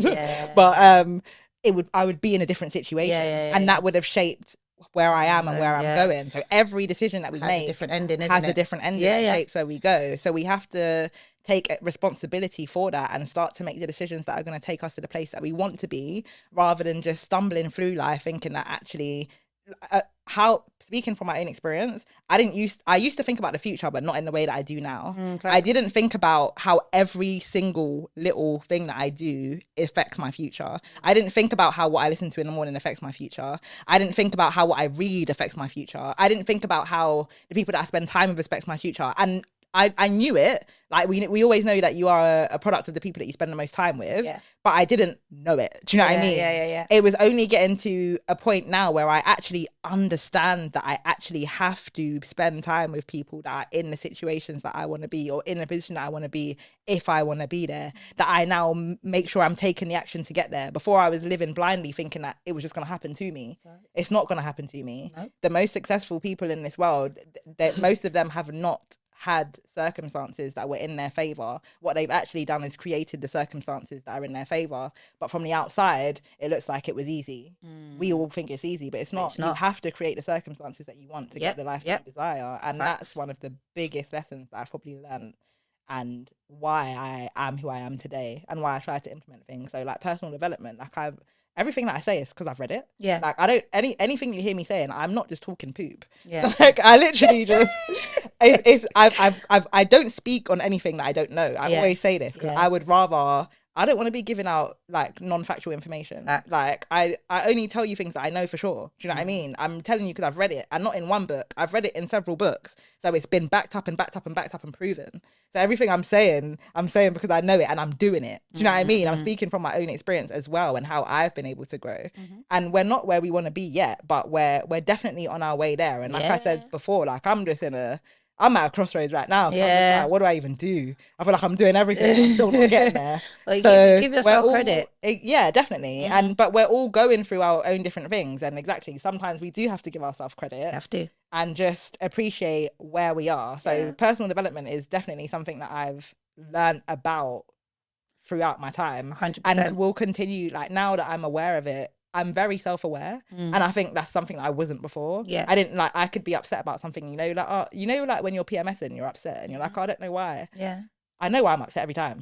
Like I know myself now. It's easier to get out of it as well when you know. It's easier to control your emotions when you understand them. 100%. Someone could trigger me with something by accident, like say something that really triggers me, and I'll feel myself getting upset, and then I'll realize that I've just been triggered, and I'll be like, don't be silly. Do you know what I mean? And I you bring yourself back to reality. I am so self-aware now, and I'll continue to do things. Like one of the things I want to do is start therapy, because I think it's important to understand yourself and what shapes you into the person that you are, so that you can really be the person that you want to become. A tree can't grow without roots, right? How can you build yourself if you don't know what's beneath? People are trying to change based off of I just want to do it. But in order to change, you have to understand what is there that you need to change. Otherwise, what are you changing? So that's what I've one of the things that I've learned. And I love that. Yeah, which I will continue to grow on. I think personal development as well, that comes with everything. Like there's nothing that I don't think you can actually stop personally developing yourself. Like, and that's one thing I didn't really realize. Like, I think a lot of things that I've been fearful of is things like, when I get to this point, then I'm going to be stuck. No, I'm not, because there's going to be something else to grow from. And I always and another thing as well that it was so funny actually is when we were going through like kind of, starting our network marketing business and things like that. Like one thing that I kind of thought about was, when I get to that goal, where do I go after that? I never ever imagined myself actually getting to the goal. And when I hit the goals, I kind of bypassed it. Like I didn't really like, you know what I mean? Like I didn't give myself enough credit for the fact that I hit that goal. I'm just like, I'm on to the next thing. Like I'm on to the next one. I'm on to the next one. And then I was like, Tara, like sit down, like you said you wanted to do something. You've done it now. Well done. Like take a breather and you can then go on to the next thing. Like it's not every day. No. Like you don't have to keep going, because that's how that causes what? Burnout. But then I feel like you do have to though. I feel like you have to find a good balance, because for me, I've had to keep going in order to get where I want to be. If I ever stop, then for me personally, when it comes to trading, for example, if I've ever taken a break, it has hindered me drastically. So I never stop. So when it comes to certain things, I do go. But what I do now is I decide what it is that I'm going to go on. Facts. so that the other stuff takes a back seat for now. Everything else, including my job, is secondary. Like, I'm not even gonna lie, it's secondary. Everything else comes secondary. Trading is number one, because I understand that I don't want burnout, but I do have to do all the time. I have to go ham. I can't go ham in everything because I will get burnt out. So I have to go ham in the one thing. Shout out to the book, The One Thing we spoke about before. I need to focus on the one thing that's going to take me to where everything else is going to be easier. And that's trading. So that's all I do now. Yeah, I hear it. No, I definitely feel that. I think for me personally, like, if I do too much, like, for example, like, I know that the book One Thing taught me that I need to focus on one thing until I'm successful with it and then move on to the next. I'm not good with doing too many things at the same time. I have to focus on one thing, and if I don't, everything just gets blurred. But I have so many ideas. Like, I've got so many ideas. I've got so many things that I want to do, but then I can't expect to.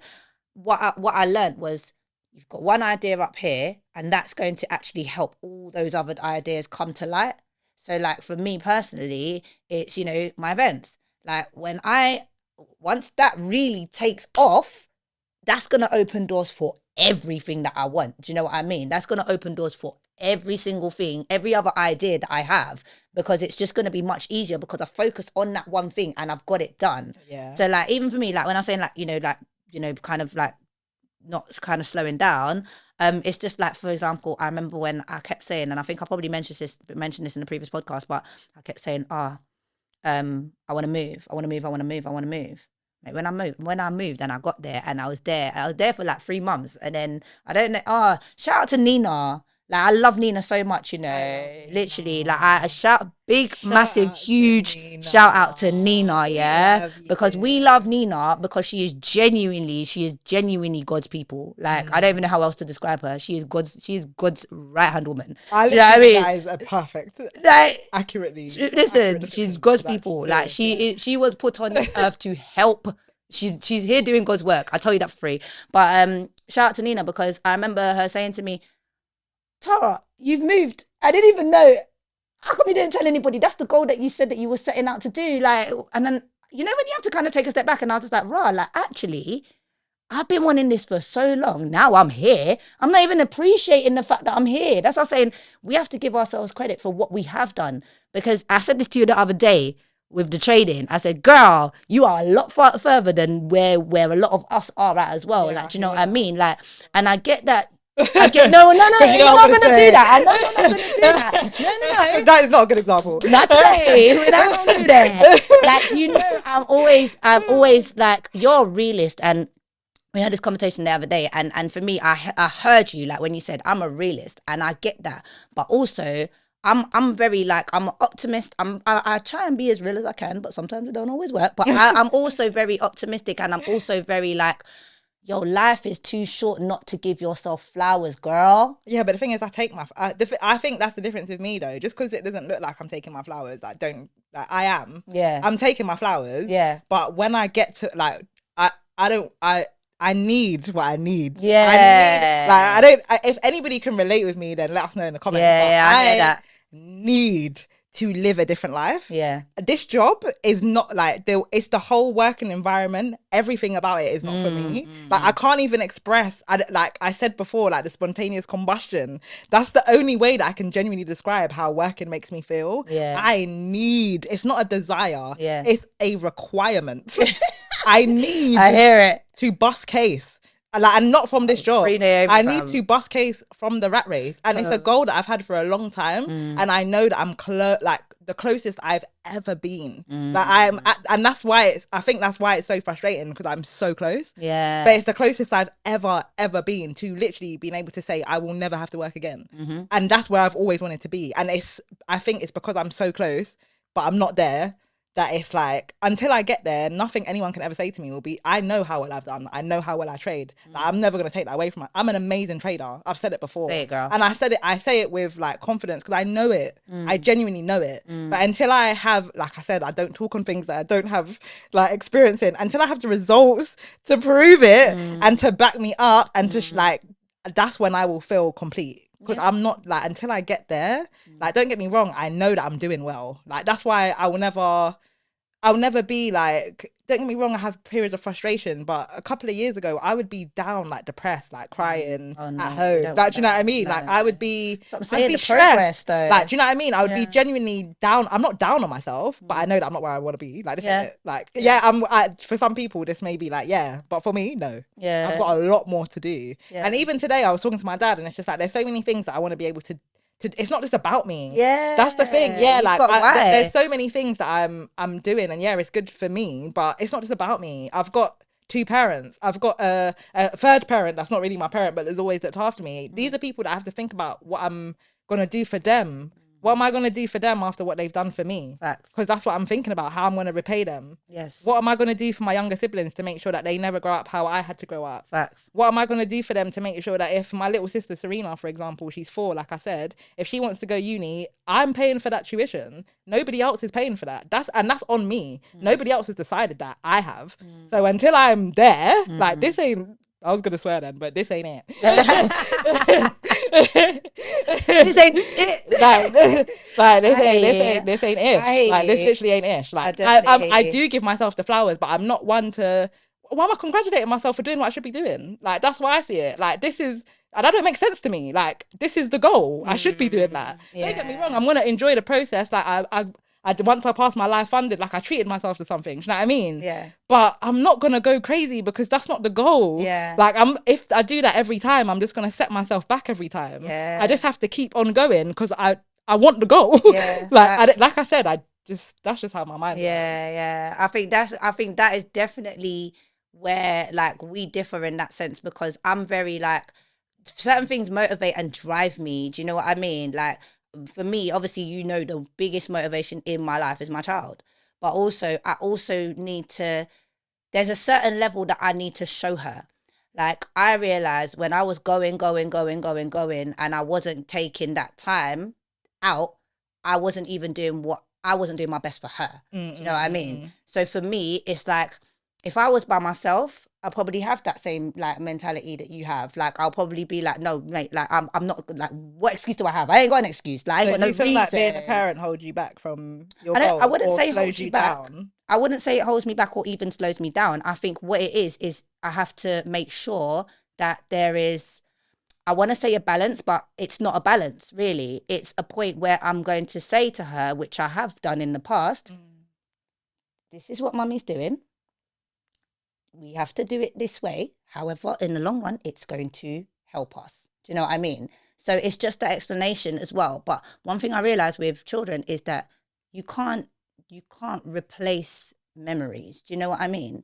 You can't. Like, unfortunately, the images that they see of you, and if they see it in a negative way, those things are going to stick. Do you know what I mean?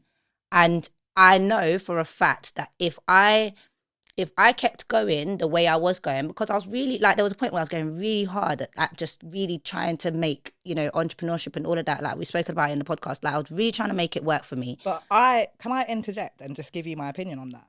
Go on. I think your downfall was that you were trying to make everything work, like you said, instead of trying to make like the one thing work. Yeah. And you do too much. Yeah. I say it all the time. Yeah. You just have so much on your plate. All the time. It's impossible. And that's it. It's literally impossible. But now that's what I'm learning. And that's the thing. And that's what I'm learning, because even just through, like listening to podcasts and reading books and all of that kind of stuff, like I've never been a parent before. I had to learn from experiences, but I also had to learn from myself, like, because I'm not going to just sit there and just be like, oh, I'm waiting for someone to tell me how to be a parent. No, I'm going to learn from knowing my child, from learning how she is, because everybody's child is different. Do you know what I mean? But at the same time, I need to, like, even for me, it is a need. It is a require. Like, I cannot, like, there's no way. You see this job? I'm happy. I'm glad. I'm grateful. But ain't no way. Like, we had a survey yesterday that said, do you see yourself working here in 2 years? And then, the answers were strongly agree, don't neither here nor there, disagree or...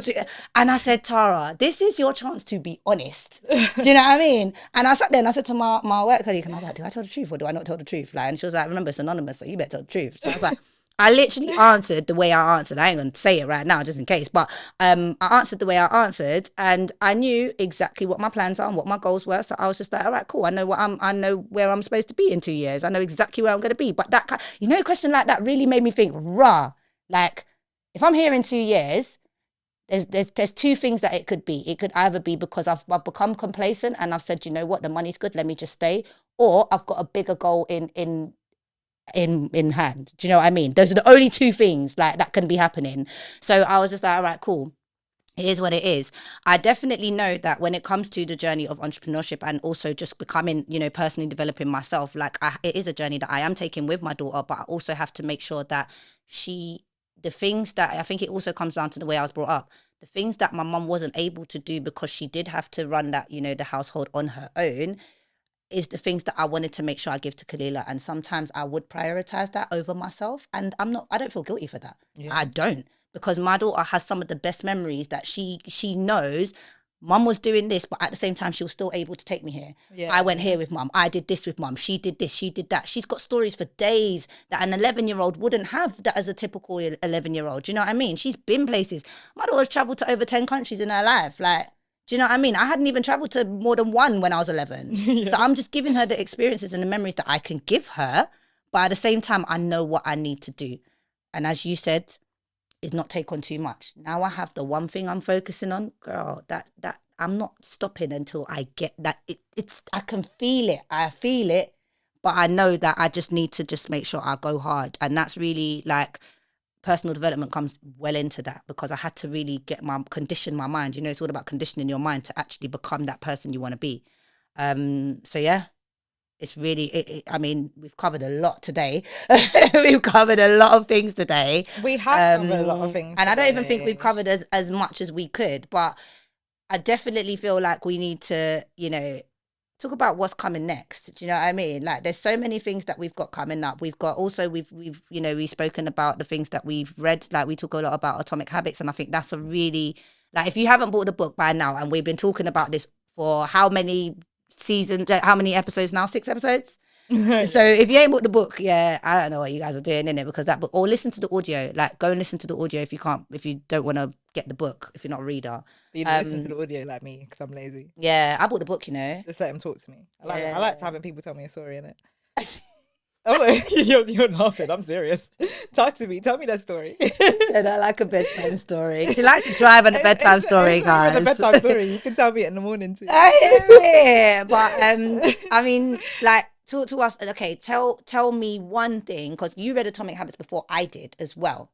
But tell me one thing that you feel like Atomic Habits has really taught you that you're implementing right now. Oh, I wasn't ready for this question. All right, okay. Can I say my thing, then I'll answer your question? Yeah, go for it. What was the question again? Two things I'm implementing right now. One thing. So one thing that Atomic Habits has taught you and that you're implementing. One thing that Atomic Habits has taught me. I know it's taught you a lot. I mean, it's taught me loads of things. Okay, so let's do an example. So he talks about creating a good habit. And he literally gives you 4 steps to making a good habit. So he says the first one is to make it obvious. The second one is to make it attractive. The third one is to make it easy. And the fourth one is to make it satisfying. So I do little things like, for example, if I do want to read, I will make sure that before I go in the shower, because I shower at night sometimes as well. I mean, I always shower in the morning, just to put it out there. I'm a shower in the morning kind of person. Yes. That's a debate though, because at my workplace, this one time we were talking about some people just shower at night, like, and then just get up in the morning and go out. In the morning you don't bathe your skin before you. That's crazy. So what if you sweat in the bed? And some of them think that it's crazy that I bath at, like, I just think it's crazy. But if anything, like, I'll be bathing twice a day sometimes, so it's all good. Anyway, in this heat. Word. And with all these chemicals in my skins. Yeah, so those are the 4 things. So one of the things that I do is before I have my shower, I put a book on my pillow. Okay. So I know when I come out, my like routine is I will like tidy up the kitchen, front room, whatever. Then I will go into the bathroom, shower, go to my bedroom. I know that I'm only going to the bedroom after I go in the bathroom. So I know that's the only place I'm going, and I'm going to my bed. So making it easy is by having it on my pillow. Yeah. It makes it attractive because I don't have to do anything apart from go to my bed and open it. It makes it obvious, obviously, because it's there. Yeah. And make it satisfying because obviously I feel like I've accomplished something. Yeah. So it makes it satisfying. So that's like one thing that I've been able to accomplish. But one part of the book which I think really helped me the most was the 2-minute rule. And the 2-minute rule is basically doing something for 2 minutes and then stopping. So if you want to create a new habit, whatever it is, going to the gym. Going to the gym is the best one for me. He actually told a story about this one and it was actually quite funny. I remember, but if you want to go to the gym, if you want to start reading, if you want to, I don't know, any habit that you want to start reading for 2 minutes and then stop. You feel kind of silly. Yeah. And Go then to you're like, right, I might as well carry on. Do you know what I mean? Go to the gym for 2 minutes and you look dumb. Yeah, like literally dumb. And there was this guy in the book. Just quick side note: there was the guy in the book. He goes to the gym literally for 5 minutes. He's quite a big guy. He struggles with working out. He goes for 5 minutes and he does that several times, like for a period. And then like one day he's just like, yeah, it's stupid me coming 5 minutes, so I'm gonna go gym. And yeah, he ends up doing really well for himself, reaching his physical goals that he had for himself. And yeah, for me, that 2-minute rule is, for me personally, like my time is very precious. And that's something that I've also realized, like we will come back to this in a future episode, but we've spoken about time versus money. Whereas for me, I will spend to save my time, whereas there are other people who will rather give the time so that they can save money. That used to be me. Yeah, same. But I'm not other way around. Take the monies. My time is so precious. Please, it's never coming back. Literally, the money is coming and going. Take it. Take it. That's it. It's gonna come and go anyway. So you might have to do it. Facts. Yeah, I agree. Like, I love that. The 2-minute rule was something that I thought to myself. I was just like, mate, this is dumb. Do you know what I mean? I'm not gonna lie. When I read the book, I was like, this is dumb. Stupid. It's stupid. It makes so much sense. But it's so stupid. It makes so much sense. Ridiculously smart. Like, it's actually crazy. Because that's the kind of thing, like, for me, I definitely, that's one thing as well that I definitely really took out of the book. But for me, it's the 1%. It's that making yourself 1% better every single day. And you know what? Before I got it from the book, I got it from you. Because when you spoke about it, because you said, there was something you said, I don't remember whether it was, because we talk a lot, so I don't know if it was actually a personal conversation or if it was in the podcast. So I can't quite remember. So I definitely know it was from you. But I remember you saying, oh, when you wake up early, you will do things like, you know, like I used to think, oh, how is Naomi sending all these messages at 6 o'clock in the morning? Like, isn't she going to work? Do you know what I mean? Like, I just think how, like, and then he said, even like, you'd be like, oh, even when I was sending that message, I was in the shower. Do you know what I mean? Like, so it's doing, I remember there's a part of the book where he says things like, there's you know, the habits that you form. So, and this was really a lot of me as well. The habits that you form can either become like good habits or toxic habits. So the toxic habits are things like, okay, let's say, for example, you say, I've been to the gym for 3 days. Now I'm going to eat McDonald's. But I've been to the gym for 3 days though.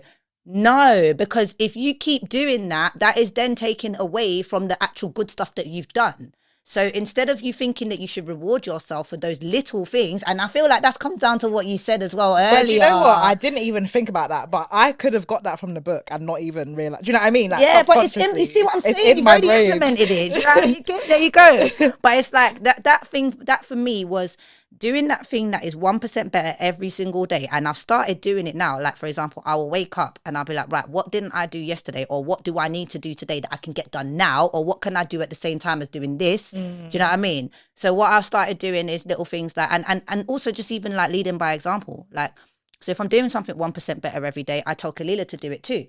Do you know what I mean? Because she is a part of the journey regardless. Yeah. So like, even I said, there's no way I can sit there and tell her to read if I'm not reading. Do you know what I mean? There's no way I can sit there and tell her to eat well if I'm not eating well. So I've started to now put those little things in place, and even and every time, even when I say to myself, oh, Tara, well done, you did that. And then I'm like, oh, tomorrow I'm not good. I'll do it another day. Nah, like, it doesn't matter. I don't care. And something that I've been doing consistently since you said that to me is making sure that I wake up just that little bit earlier to get things done. And I tell you what, Naomi, made a difference. 100%. I tell you I had my best day at work today. Yeah. It's because I woke up early. Yeah. I had my Weetabix. I was ready to go. You had your fuel. I was ready to go.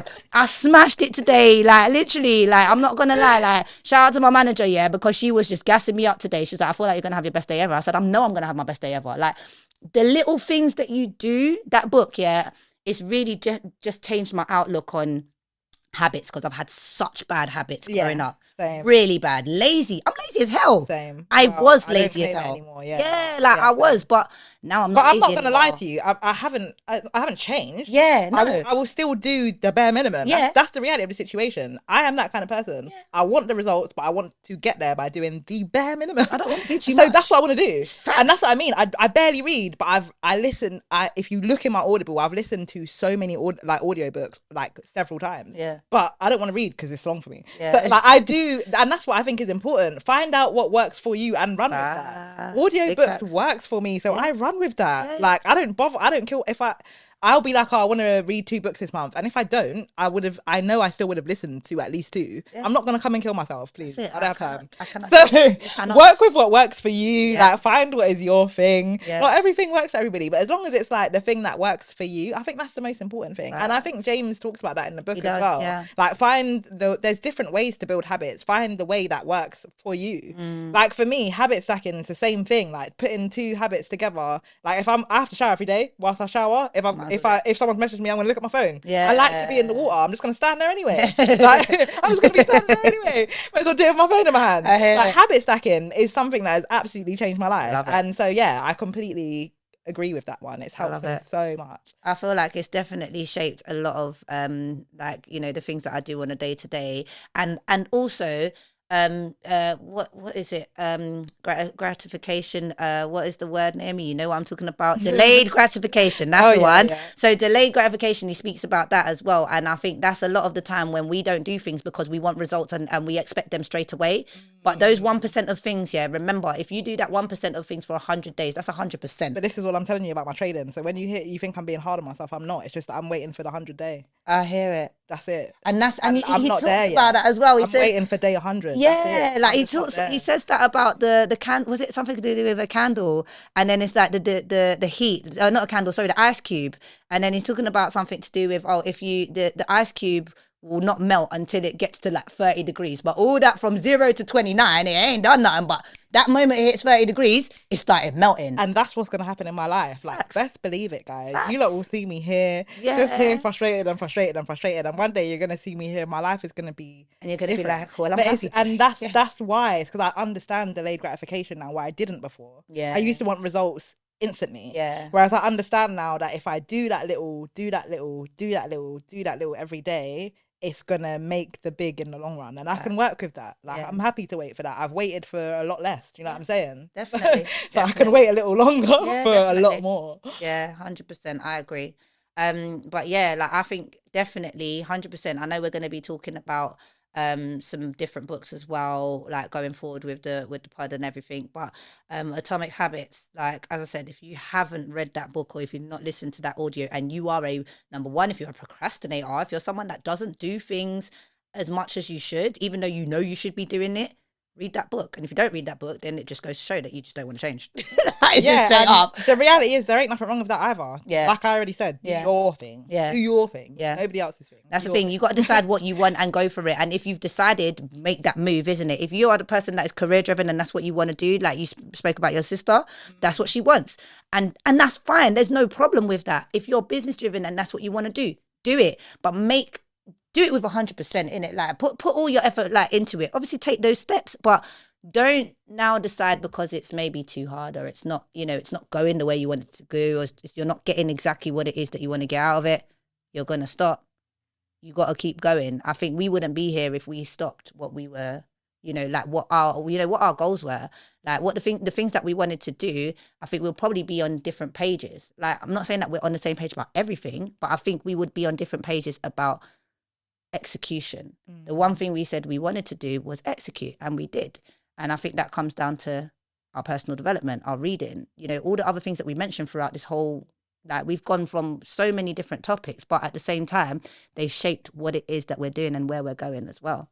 100%. And I think that's the most important thing. 100. So to wrap it all up, I think that was a really fun time. I had a great I time. actually hope that you lot got to know us a bit more, because I actually learned a lot about Tara. I learned a lot about you. I learned that your dad's a musician, which I genuinely didn't know, and I think that's amazing. Literally. Also, just throughout the season, obviously, I've learned about your experience going from retail to corporate, which I already said is really commendable. I know that you've raised and will continue to raise an incredible child in this world, and that's always something that's amazing. Thank you. So I'm super excited to see what's coming from you as we progress on this journey. You've got your photography, we've got the podcast, and most importantly, like you said, your treasure is Network and Chill, your events business. So I'm super excited to see what's to come with that. Yes, so much. Before we wrap up, so wait, hold on. I need to tell you what I'm excited for you, girl. Yeah, but I just want to ask the question first. Yeah. Oh, now you may forget my question. Oh, sorry. No, don't do that. I'm sorry. All right, ask me and I'll think about my question. Okay, sorry. I was too eager to give you your flowers. I want to. I'm sorry. But I don't remember what it was. It's okay, you remember. Oh, what's one thing that you want us to keep you accountable for? As we head into, we're going to take a little break, but then we're going to go into season 2, which we're going to tell you a bit more about quickly in a moment. But before we do that, what is one thing, as we are accountability partners, that you would like me and our amazing viewers to keep you accountable for from now until the end of season 3? Oh, God. Ooh, I know, that's a big one. That's serious. That's a whole 6 weeks. I think definitely, I mean, I've spoken a little bit, of course, about Network and Chill. I haven't spoken as much about it, but I think also I need to do that. So I need to really be a lot more consistent with it, because it is a great event. Like, it is fantastic. It brings so much value. I do want to keep up the consistency with that. So I would like to be held accountable for making sure that I'm gonna, oh, Tara, you're gonna put it, yeah, all right, let's do it. Social media. I think that is definitely a big thing for me. We're doing really well, I feel like, with our socials, with Business and Banter, and that's 2 of us. With Network and Chill, I've got so many people that can really help me with it, and I'm not utilizing it. I am not. I'm going to be real. I'm going to put it out here. You told me to hold myself accountable. So what I would like is, I'm going to, I was going to say I'm going to do my best, but I'm not going to do my best. I am going to be active on socials with Network and Chill. You're going to see more posts from us. You're going to see more activity. You're going to see what we get up to outside of the event side of things. You're going to meet the team. You're going to meet the people that actually, because it's not just me. Naomi's also a part of Network and Chill as well. So you're going to meet the people that are really, that are a part of it.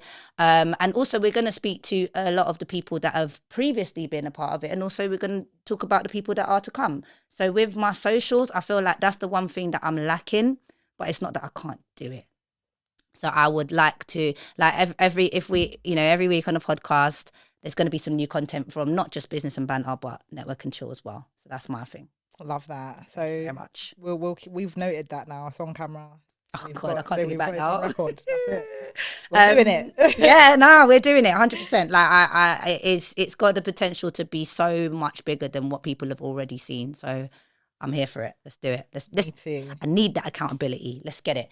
But for you, girl, do you know what the one thing that sticks out to me through the whole season of all the episodes that we've done on our pod?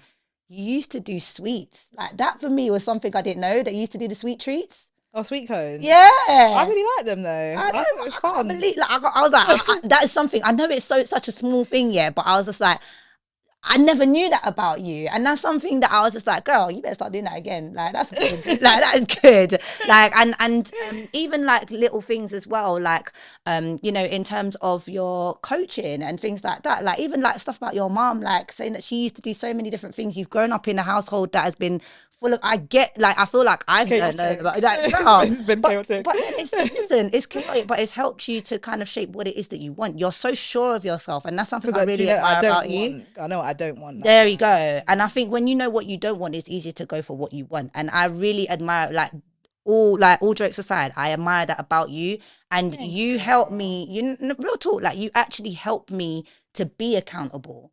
And I really like it. Sometimes I'm like, oh God, But then at the same time, I'm like, I can't do it anymore. But then at the same time, I need it because I've never had a friendship in that way where I have someone that actually holds me accountable for That's real. gonna be like, nah, but Tara, you said.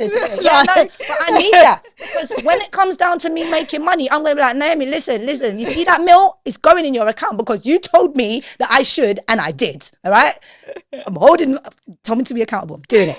But no, I really admire your drive, and I feel like you've got so much more to give and to show, and I cannot wait. Like especially like with the trading, like you've done things, you've achieved something that I have been dreaming of, and I haven't actually done it, and I started this before you, and for the fact that, and this is why I keep saying I want to give you your flowers because for me that's an achievement that I wanted.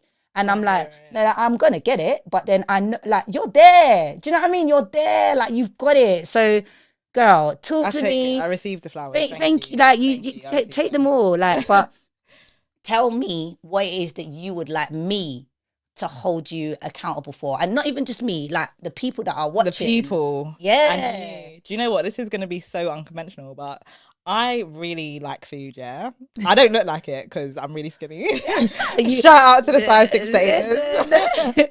We love food. We do. I do actually like food as much as I don't look like it. Yeah. And I enjoy cooking, and I cook a lot, and I experiment a lot, and I enjoy cooking, like, and I have fun when I cook. Yeah. And I've been saying for years I actually need to start like going live or doing like TikToks or doing Instagram reels and stuff of like me cooking and stuff because I'm actually really funny. Especially in the kitchen. But what I usually do is I'll FaceTime like my friends and we get it. Whereas really I should be recording it because it's actually good content. And as somebody who wants to build a brand, it's important for me, I feel, to also share, allow people to get to know me, like let the audience get to know more about me. That's something that I genuinely enjoy. You'll see me in my natural habitat acting a fool, like like when you called me when you told me you forgot the spaghetti. Remember?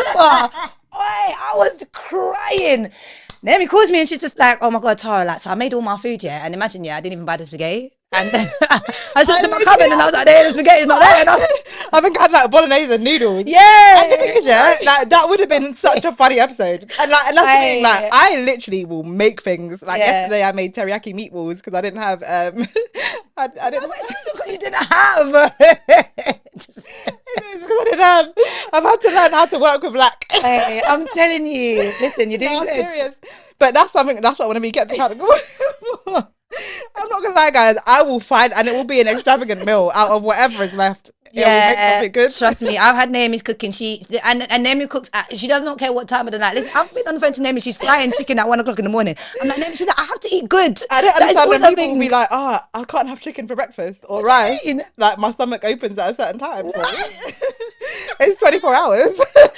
I can eat rice anytime. I don't even like breakfast. Like I literally just like meals. Give me the meal. I will eat breakfast for dinner. Like, I will eat dinner for breakfast, please. I hear so it. please keep me accountable, guys. I want to share with you. So what are you saying? Let's be specific with it. What are you saying? You want to go?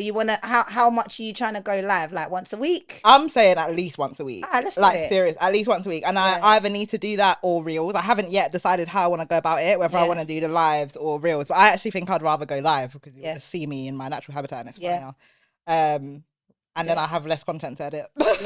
What did I say? Easiest way possible. That's it. So I'm thinking, I'm thinking live. So that's what I would like to get accountable for. Let's do it. I'm gonna. So you heard it here. Name's gonna be cooking on live, so you better be taking notes. There might be something she's forgotten, but she got to make spaghetti. Yo, it was so funny. Like, I'm not gonna lie. It's just like, pause. Hold on a minute. Can I just tell you, like, I've got spaghetti. And I was like, what? But I like that we're holding each other accountable for things that's gonna benefit us in the long run, but also it helps us to be accountable for this. Yeah, 100%. Do you know what I mean? Like, we've said it now, we can't take this back. So people are gonna see this, and if they put in the comments, Naomi, where's your live? You need to tell them where your live is at. I know, which is why I said it. Tara, where's your post? I need to tell them where the post is at. You know what I mean? We're here now, and we really, really appreciate you guys. Like, genuinely, we appreciate you so much. We appreciate your support. Like, obviously, this is our first experience in doing this. I hate putting myself out there, but I'm hearing it. So we moved, and I'm so grateful for you for having me and accepting me for who I am. You know, we love it. So one thing we do want to know from you guys though is, our next season is going to be a little bit different. Like, we're going to have some guests on here. Like, as we've said, we've got some friends in high places. Yeah, we've got a lot of people in our network and that we're friends with that have done really well for themselves. Like, seriously, really well for themselves. They're doing bits in their industry or whatever it is that they're doing. And we want to share their experiences with you so you can learn from them as well as us.